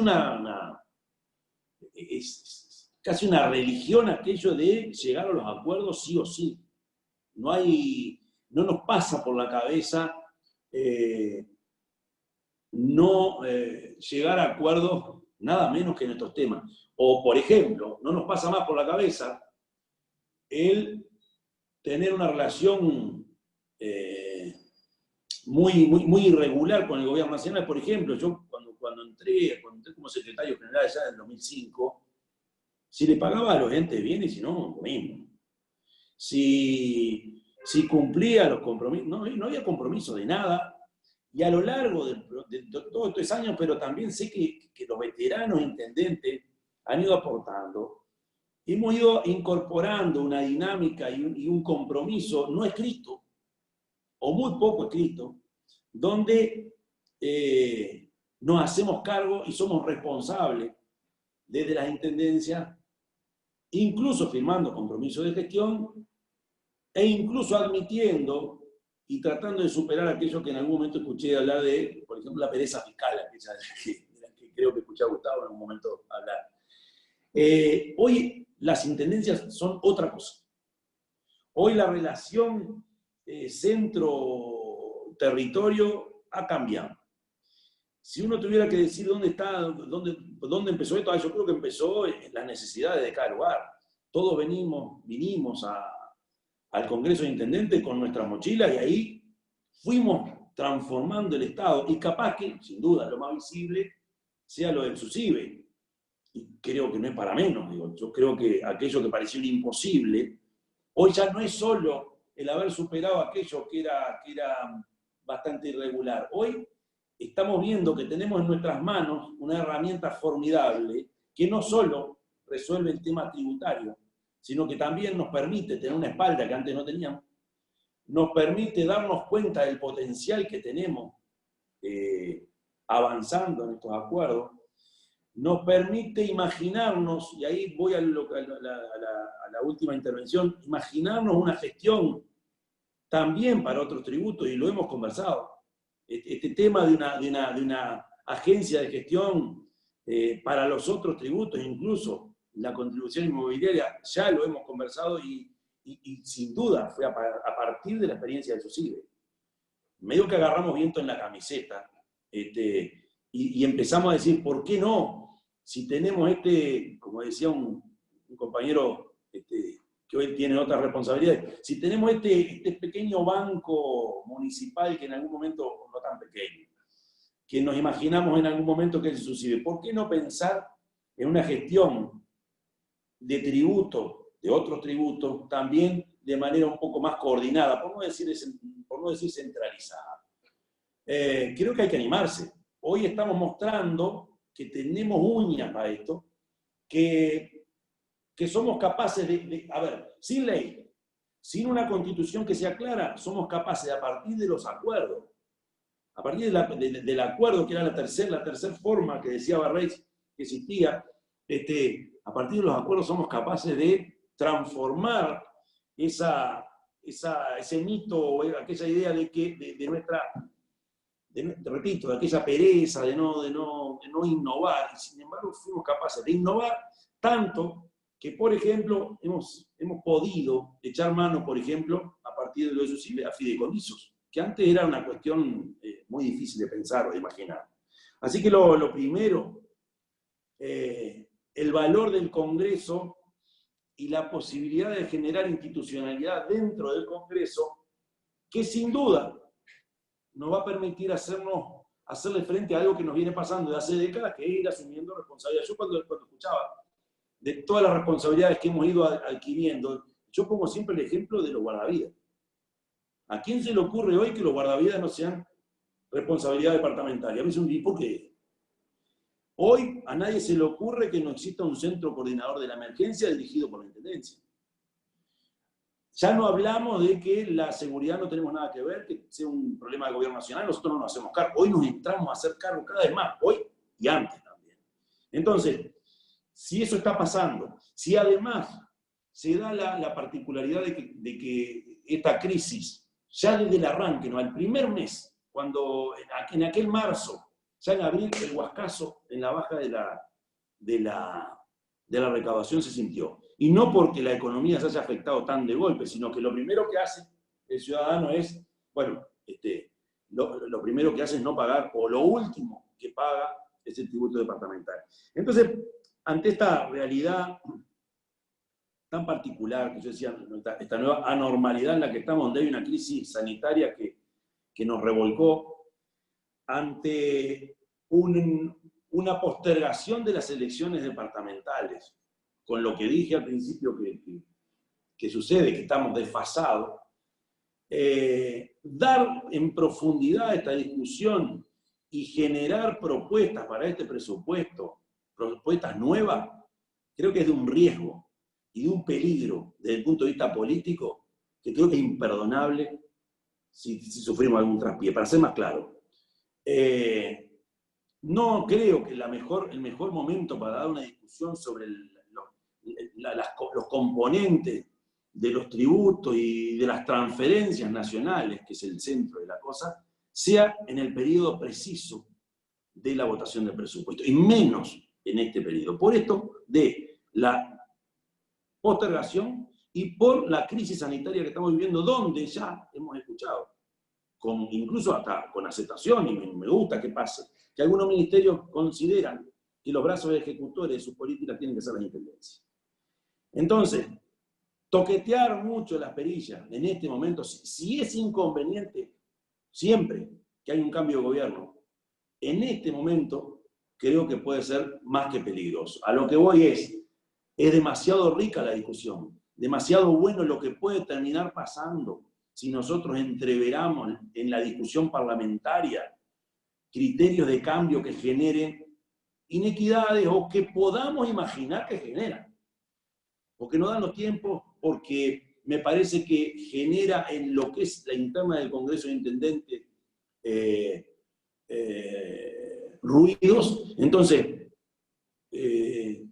quizá lo más adecuado sea crear una institución o un elenco de discusión profunda para que en el medio de un proceso de gobierno encontremos las claves para mejorar en todo esto, pero no en este periodo del filo, porque creo que es muy rico lo que hay mucha acumulación, y cuando Barrés hablaba de Alberto, yo reconozco que con Alberto Perdomo del Partido Nacional aprendí muchísimo, y reconozco que esa idea de los fideicomisos que nosotros en Canelones empezamos a usar, uno de los que nos impulsó a esto fue el propio Alberto. O sea que la ciudadanía sepa que en el Congreso de Intendentes, que en algunos ámbitos de este país y fundamentalmente a nivel subnacional, las fronteras partidarias se rompen fácilmente porque lo que nos une es el interés y la necesidad de que nuestra gente viva mejor y que nosotros seamos partícipes de ese crecimiento de nuestra gente. Espero no haber pasado el tiempo, me dijeron unos 10 minutos, creo que anduve por ahí, y con gusto escucho a los colegas, amigos de la mesa. Perfecto, Yamandú, muchas gracias por tu aporte. Ahora vamos a darle paso a Sergio Botana, quien es economista egresado de la Universidad de la República, donde se ha desempeñado como docente en la Facultad de Economía. Ha sido consultor de varios organismos internacionales, entre ellos la OIT y el Banco Interamericano de Desarrollo, a través del cual ha formado parte en varias misiones referentes al desarrollo económico local y programas municipales. Ha sido coordinador general de la Unidad de Desarrollo de la Oficina de Planeamiento y Presupuesto, electo diputado nacional por el periodo 2005-2010 y reelecto para el mismo cargo en el periodo 2010-2015. En 2010 fue electo intendente departamental y electo senador de la República en 2014, renunciando para asumir nuevamente el cargo de intendente para el cual fue reelecto en 2015. Actualmente senador de la República, electo en las elecciones de 2019 por el sector Unidos Departamental. Sergio, buenas tardes, ¿cómo estás? Las buenas tardes, y me gustaría saber si estoy consiguiendo ser escuchado. Perfecto. Sí, perfecto, te escuchamos. Bueno, en primer término, mi saludo a los integrantes del instituto, a Ricardo Grosito, a César García, a Abel Oroño, a Enrique Galiquio, a Daniel Sureda. Realmente creo que estamos asistiendo a un encuentro sobre un tema que es por demás trascendente, como lo hemos visto en el corto plazo, en el inmediato, pero también en el largo plazo, ¿verdad? Nos han introducido tanto Alberto Barraix en su primera exposición, como Gustavo Viñales y Yamandú, algunos desafíos importantes también de largo plazo.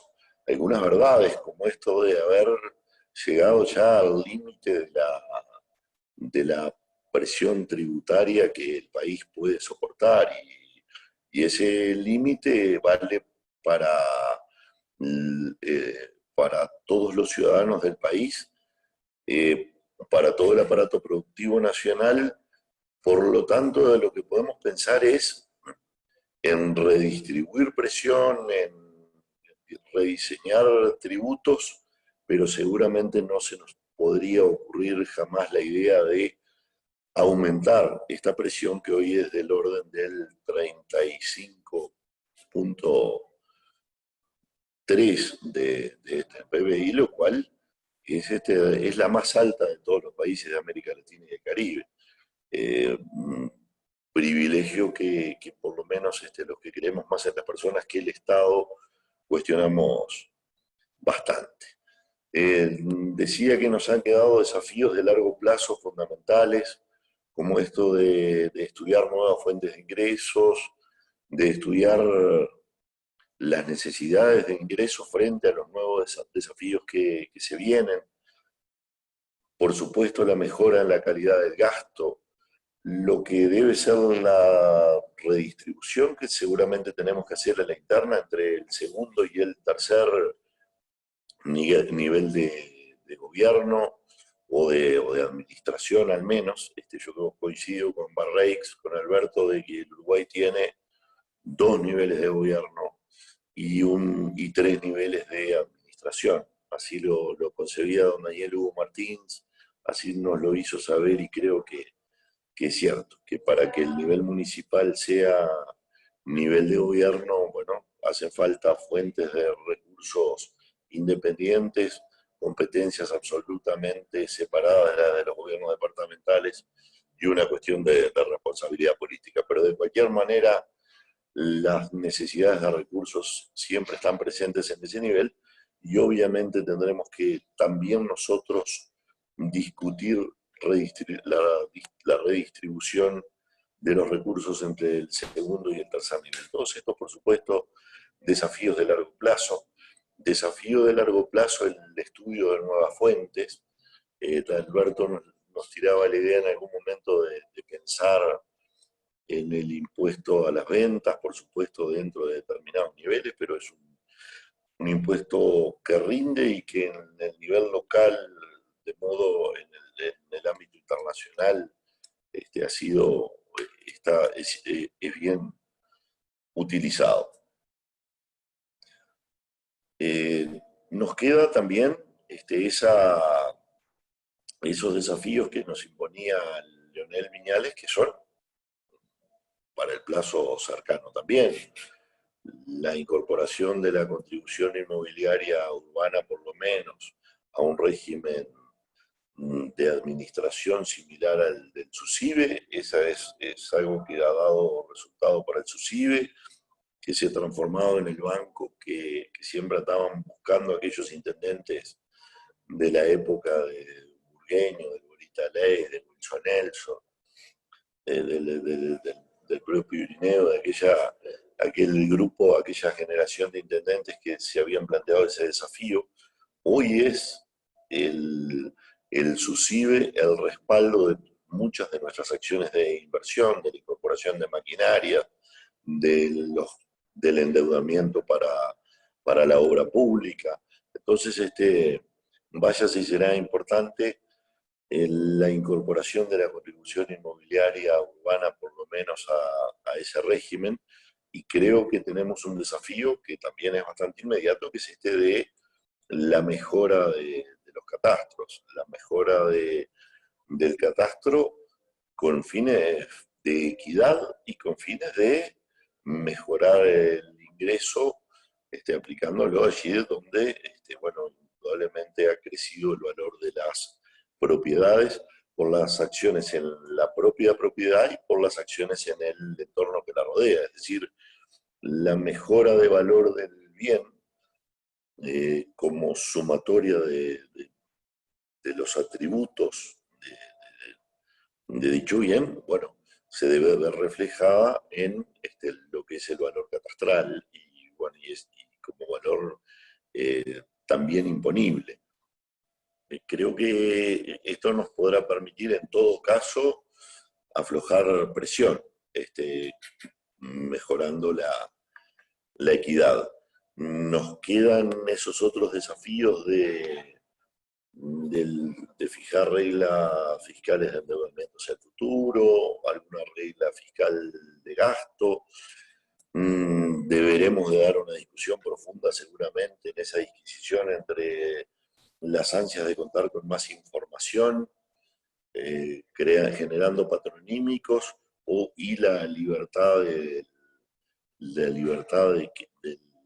del propietario de los bienes, que son todos desafíos importantes. Ahora nos estamos enfrentando a desafíos bastante inmediatos, en un marco en el que los gobiernos departamentales en el Uruguay, los gobiernos subnacionales todos, participamos en el gasto 3 o 4 veces menos que lo que participan la mayoría de los gobiernos de América Latina. Los gobiernos de América Latina, el gasto subnacional es del orden del 40-45%. Nosotros estamos hablando de las ridículas cifras de entre el 8 y el 10% del gasto, entre el 3 y el 4,5% del PBI. El gobierno, el tercer nivel, el municipal, sumando todos sus ingresos, no llega al 2% de participación en el gasto. Y eso que, como bien lo demuestran todas las gráficas que aportó Alberto Barreix y que nos aporta permanentemente Daniel Sureda, invertimos bastante mayor porcentaje de nuestros presupuestos históricamente que lo que lo hace el gobierno del nivel nacional. Transferencias. Estamos en el desafío de la participación nuestra en el presupuesto nacional. Y vamos a hablar concretamente de las transferencias. Lo primero, es plata que nos llega, sí, del gobierno central. ¿Son transferencias o son nuestros propios recursos constitucionales y legales? Creo que ese es un tema que tiene que quedar absolutamente claro. El otro día participaba en una reunión en la que Carmelo Vidalín hacía énfasis en ese tema, y creo que tenemos que, tenemos que tener absolutamente en cuenta ese desafío que nos imponía Cacho, el de que quede bien clarito de que se tratan de nuestros propios recursos constitucionales y legales y que no constituye esto ninguna dádiva de los gobiernos centrales. Es más, leamos la ley 17.296 en los artículos 639 y 640, y en esos dos artículos por lo menos, allí tenemos claridad de que eran recursos de los gobiernos departamentales, eran IMESI que recibían directamente los gobiernos, participación en el IMESI de combustibles, de cigarrillos, de una serie de IMESI que percibían los gobiernos departamentales, o en los que participaban los gobiernos departamentales, utilidades de casinos. Bueno, habían recursos para la caminería rural, los de DIPRODE, los del Programa de Desarrollo Municipal, compensaciones cuando se tomaba parte de la contribución inmobiliaria rural para hacer políticas nacionales de alivio tributario, etcétera, en respeto absoluto de lo que dice el 297 de la Constitución, contribuciones para el pago de los aportes especiales. Entonces, yo creo que debe quedar claro de que se trata de nuestros propios recursos, que los está recaudando el gobierno nacional y que ahora nos los transfiere. Lo que tenemos como desafío en el corto plazo, y es de lo que seguramente se tratará en la conversación inmediata, yo creo que tiene 8 puntos bien definidos, por lo menos para mí, 8 discusiones. Yo creo que deberíamos de abogar todos en esta instancia presupuestal por el mantenimiento de esa participación del porcentaje del 3,33 del total recaudado. Creo que en ese sentido tenemos que mantenernos por allí, pero también sabiendo que con la caída del nivel de actividad de la economía va a caer más fuertemente la recaudación todavía. Ayer tuvimos la publicación y para este mes la recaudación cayó un 19% respecto del periodo anterior. Seguramente pueda no ser tan extrema la caída total de la recaudación al final del año, pero vamos a tener una caída importante, mayor incluso a la caída en el PBI. Entonces, lo segundo es que necesitamos mantener el piso de los 21.000 millones de dólares ajustados, que es lo último que hemos recaudado. Ese piso en términos absolutos, además del porcentaje, tiene que ser otro de nuestros objetivos en la discusión. Después hay algunos temas que tendremos que discutir.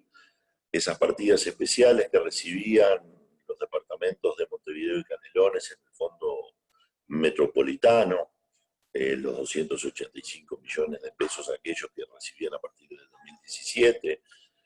El aporte, tenemos que discutir el aporte especial de los gobiernos departamentales en las contribuciones a la seguridad social, el aporte patronal, que es del orden del 16,5%, mientras que las empresas públicas aportan el 8%. Y creo que ese es un recurso que sobreaportamos. En algún momento Montevideo llegó a aportar el 19%, después se lo bajó a un nivel igual al de los demás gobiernos departamentales, pero estamos en un aporte excesivo. Debemos de poner esta discusión en la mesa. Debemos de discutir la devolución del IVA que pagamos. ¿por qué tenemos que pagar IVA a los gobiernos departamentales? ¿Por los servicios que recibimos o por los bienes que compramos? Seguramente tengamos allí una fuente importante si se nos devuelve ese IVA. Y eso nos podría ayudar en otras cuestiones, como la mejora en la eficiencia del gasto. Me estoy apurando y quiero terminar rápidamente.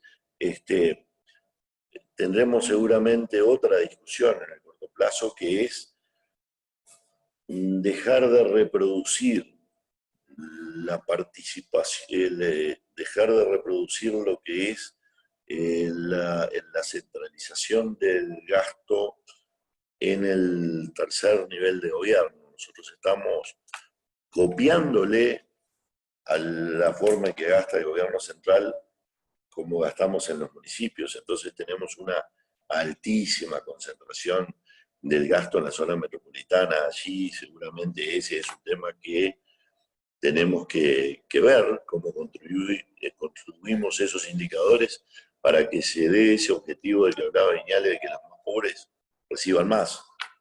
Y después, por último, me parece que tenemos una oportunidad de recursos en la no superposición de estructuras burocráticas. Si el gobierno central desea mejorar una función que ya hace el gobierno departamental, no es buena cosa que ponga una estructura burocrática en el departamento para gastar salarios, para tener gastos de funcionamiento, alquileres, consumos, etcétera, etcétera, sino que debe reforzar al gobierno departamental en esa función, aportándole los recursos correspondientes y en todo caso exigiéndole determinadas performances. Pero eso va a ser eficiencia para el Estado en general. Va a ser una ayuda al gobierno departamental y va a ser eficiencia va a ser mejora en la calidad del gasto público para el país. Creo que estos desafíos son los desafíos que tenemos en este momento, y creo que ha sido realmente riquísimo el aporte de Yamandú, como el de Gustavo Viñales, o como, bueno, esa clase magistral que nos ha dado Alberto Barraix. Muchas gracias y bueno, mi saludo a los intendentes, a los alcaldes y a los interesados todos en los recursos tan importantes para los departamentos que están participando de este foro virtual. Perfecto, Sergio, muchas gracias por tu aporte. Ahora vamos a darle paso a la palabra a Marne Osorio, pero primero quería decirle al público en general, a los oyentes que están en la reunión, que está el chat abierto por cualquier consulta que quieran hacer para después darle una consideración final a nuestros invitados. Bueno, ahora vamos a dar la palabra, como decíamos, a Marne Osorio, quien es doctor en Medicina y Tecnología Veterinaria, egresado de la Facultad de Veterinaria de la Universidad de la República.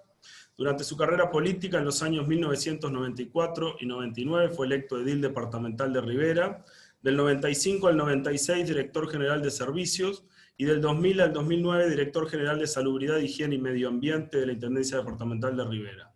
En 2010 resultó electo representante nacional y ese mismo año fue electo intendente departamental, siendo reelecto en el año 2015 y actualmente es representante nacional. Marne, buenas tardes, te damos la bienvenida y te damos la palabra. Muy buenas tardes, un gusto, muchas gracias por la invitación. Las felicitaciones al Congreso de Intendentes, a la Unión Europea, a todo el equipo que hace posible estas instancias tan importantes para el país, tan importantes para este Congreso de Intendentes, que sin duda en los últimos tiempos, que es las oportunidades en las cuales nosotros pudimos participar, ha generado mucha política pública en este país, en construcción de equidad, de oportunidad, de descentralización, y que se ha transformado no solamente por el reconocimiento que le da la propia Constitución de la República a partir de su última reforma, sino el reconocimiento a nivel político por la forma que se ha conducido este Congreso de Intendentes, teniendo allí una representación político-partidaria muy plural, pero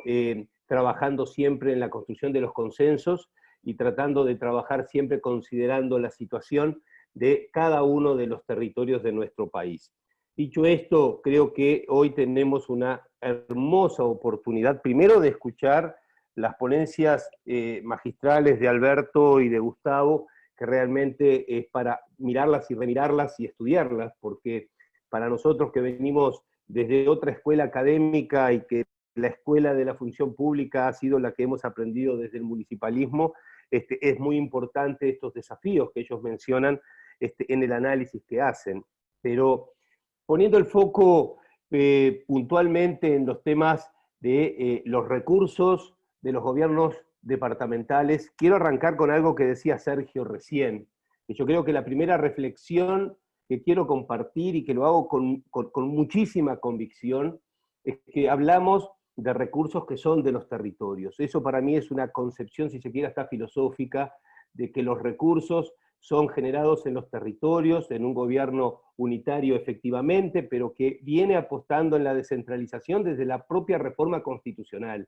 Entonces los recursos son de los territorios, y a partir del momento que lo internalicemos todos los actores políticos de los diferentes niveles, seguramente va a ser mucho más fácil transitar en los acuerdos necesarios para avanzar en el proceso de transferencia de los recursos. Transferencia de los recursos de la mano de la descentralización.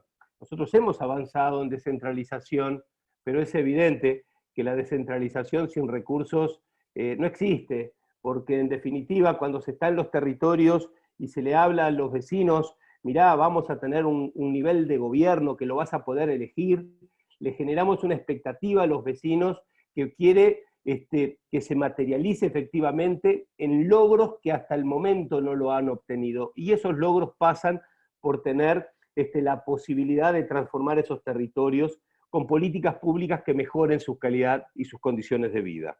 Dicho esto, vamos a analizar, quiero compartir algunos comentarios referentes a algunos de los recursos que están consagrados en la Constitución y que forman los fondos que se transfieren a los gobiernos departamentales, que se trasladan, que se devuelven a los gobiernos departamentales.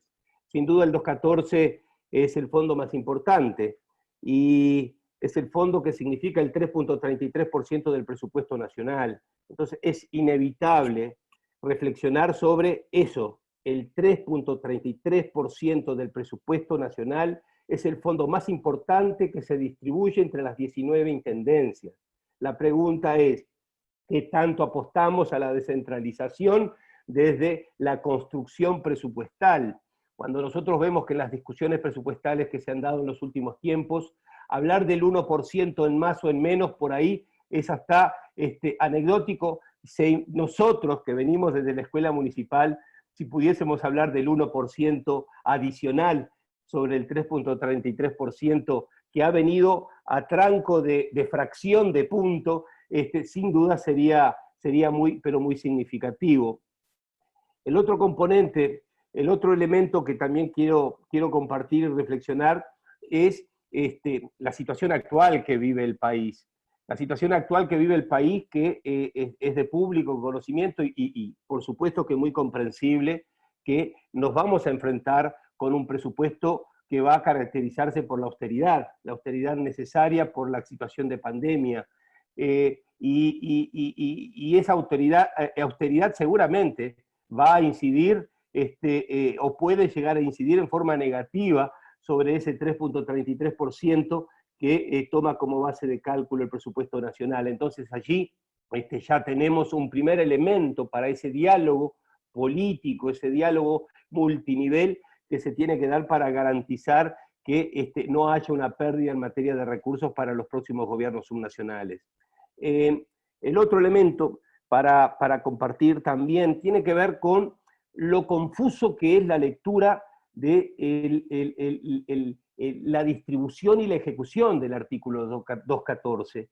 Primero porque existen muchas muchas deducciones que se dan en el camino, deducciones que se reorientan para otros fondos, fondos que se distribuyen con diferentes lógicas y con diferentes criterios, el PDGS, la caminería rural, el fondo de incentivo a los gobiernos municipales, que después algún comentario vamos a hacer, pero como que en la globalidad no ayuda a interpretar y a medir si efectivamente la ejecución y la distribución del 214 está teniendo el impacto en los territorios que se puedan medir y que estén acordes a los objetivos que pueda tener, que pueda haber tenido el constituyente en el momento que generó ese instrumento de recurso presupuestal.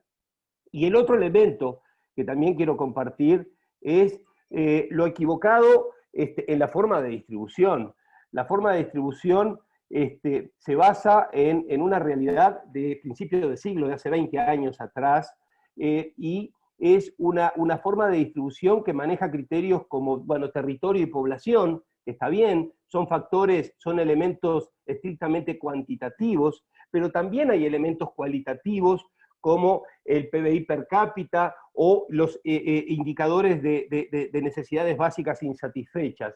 Entonces la primera cuestión es, si tenemos variables cuantitativas y cualitativas, si el objetivo es básicamente cualitativo, porque si el objetivo es básicamente que sea un instrumento igualitario para igualar las condiciones de alcance a los servicios y de calidad de vida de la población, capaz que no deberían sopesar de igual manera como sopesan en el momento. Y el otro elemento vinculado a esto es que no podemos hablar de necesidades básicas insatisfechas tomando como realidad básicamente el tema de la vivienda, donde hay algo que yo escuché a algunos amigos en el conversatorio anterior hablar, y estoy plenamente de acuerdo, como el indicador de pobreza, que seguramente es mucho más representativo en cuanto a las necesidades de las poblaciones de los diferentes territorios. Y bueno, y el otro componente que es un poco lo que mencionaba Yamandú, es la oportunidad que vamos a tener en las próximas semanas, en los próximos meses, para generar esa discusión sana en la definición de qué porcentaje del presupuesto nacional se va a distribuir, se le va a asignar al 214, porque está fijado por la Constitución y ese plazo vence en agosto. En agosto, los gobiernos que van a ejecutar ese fondo todavía no han sido ni siquiera electos. Entonces, como que allí hay un gran desafío para el espectro político del país para tratar de que este instrumento, el más importante para los gobiernos departamentales, pueda darse sin incurrir en una inconstitucionalidad en un ámbito de discusión que salga fortalecida la institucionalidad del país. El otro fondo que también es importante es el 298, el Fondo de Desarrollo del Interior. Bueno, es un fondo muy importante, significa las inversiones más importantes para los gobiernos subnacionales, donde a través de su ejecución se fortalecen mucho las capacidades, la planificación y la ejecución. Yo creo que ha sido un instrumento que tiene mucho que ver con ese enriquecimiento técnico que han tenido los gobiernos departamentales en los últimos tiempos.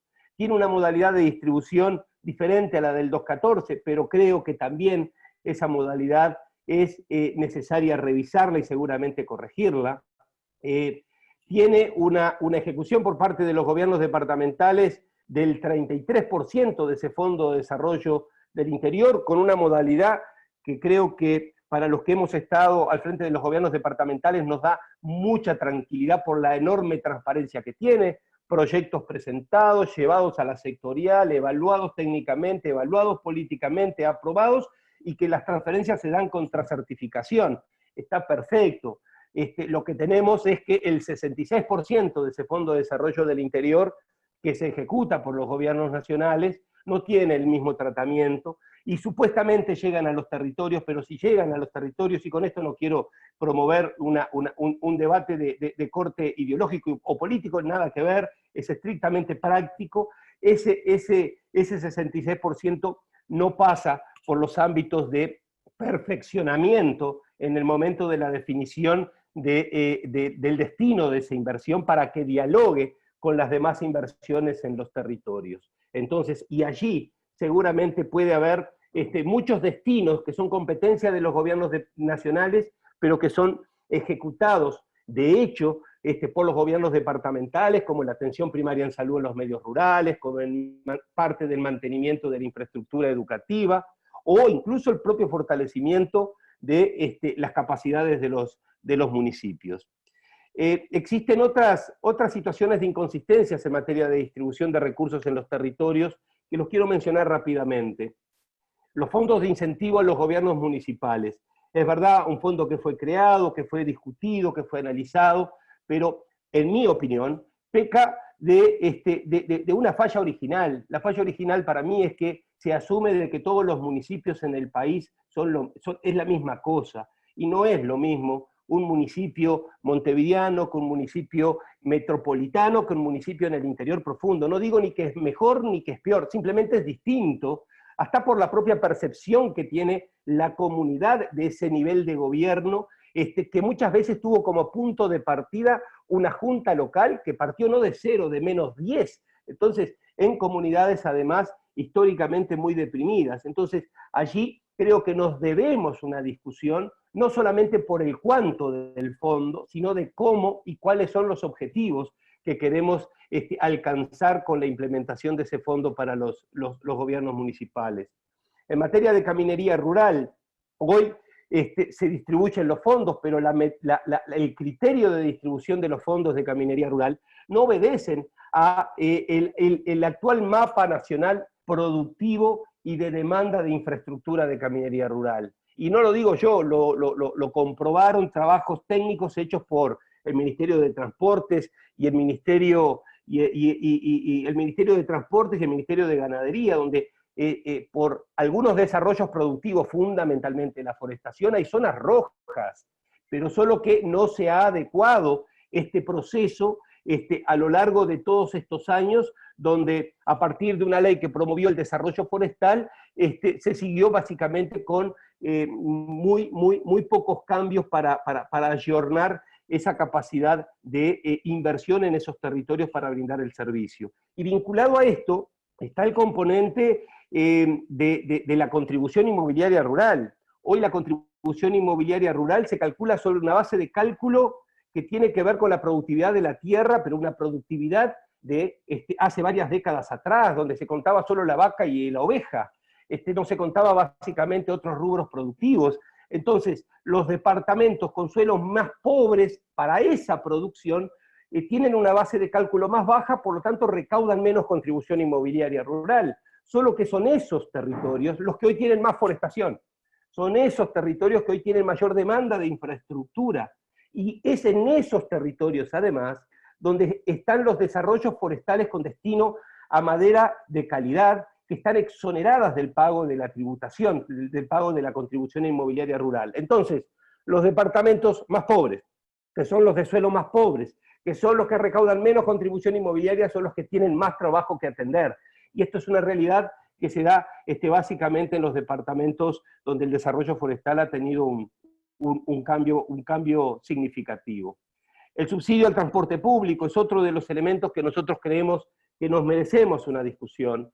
Hoy nosotros subsidiamos el transporte público con una parte del costo del gasoil, donde lo pagamos a nivel nacional, solo que y se distribuye con un criterio de kilómetros rodados. Ese criterio de kilómetros rodados tiene como resultado que el 82% de ese recurso que se genera con el gasoil se destina a Montevideo, y un 18% al resto de las 18 intendencias. Entonces, seguramente la necesita Montevideo, pero son de esos desafíos que nos dicen, yo les puedo decir que mucho más necesita un servicio de transporte público que va a un rinconcito del pueblo, que si no va, no llega la maestra, no llega el policía, no llegan los elementos para el almacén, y que es fundamental para la convivencia, para la vida de esa comunidad, y que hoy van a pérdida muchas veces porque tienen una rentabilidad muy baja que lo hace muy poco atractivo a otras empresas transportadoras. Y el otro elemento que también escuché a César García mencionar en en el pasado conversatorio, refiere al principal tributo de recaudación directa de los gobiernos departamentales, que es la patente de rodados. Hoy nosotros hemos avanzado mucho en materia de patente de rodados gracias al SUSIBE, pero es una realidad para los departamentos del norte, donde tenemos una recaudación muy baja por tener ciudades gemelas, que esa condición nos lleva a un resultado donde la recaudación del principal tributo es 5 veces más baja que la recaudación de la intendencia que más cobra, o más del doble, o menos de la mitad, digamos, de la recaudación promedio del país. Entonces, también allí nos debemos una conversación y una discusión para ver si esos tributos que tienen que, de alguna manera, atender básicamente la misma demanda, porque tenemos la misma demanda, solo que la mitad de los que usan la infraestructura no tributan por las vías que hoy tenemos disponibles. Bueno, esto yo creo que nos lleva a revisar el presupuesto nacional, para ver si podemos, de alguna manera, desde una discusión de la distribución de los recursos para los gobiernos subnacionales, ponerle un input y darle mayor presencia, corregir las modalidades de distribución de los recursos, procurando igualar y atender las desigualdades sociales y de oportunidad, promoviendo el desarrollo de los territorios, porque no tiene que ser un regalo. Por eso yo mencionaba que los criterios del FDI enriquecieron mucho. Fortalecer el ámbito de planificación estratégica, esto que está haciendo el Congreso en este momento, y que tiene el cometido la Comisión Sectorial de Descentralización, más allá de la institucionalidad que se construya, tiene que ser efectivo, y tiene que ser efectivo en la toma de decisión, y tiene que ser medido con regularidad para poder tener un feedback desde los territorios para saber si los procesos se están alcanzando. Y bueno, y luego avanzar en la descentralización, sin duda, donde allí nos debemos una discusión, capaz que no sea el momento. Descentralización, municipalización. Seguramente la municipalización es parte importante del proceso de descentralización, pero lejos está de ser el proceso de descentralización. Tenemos que fortalecer los niveles de gobierno que planifican el territorio, y esos son los gobiernos departamentales. Entonces, quiero ir terminando, básicamente para reafirmar un concepto que reafirmaron Sergio y Yamandú, y que lo propuso uno de los disertantes, la Agencia de Tributos Subnacionales Centralizada.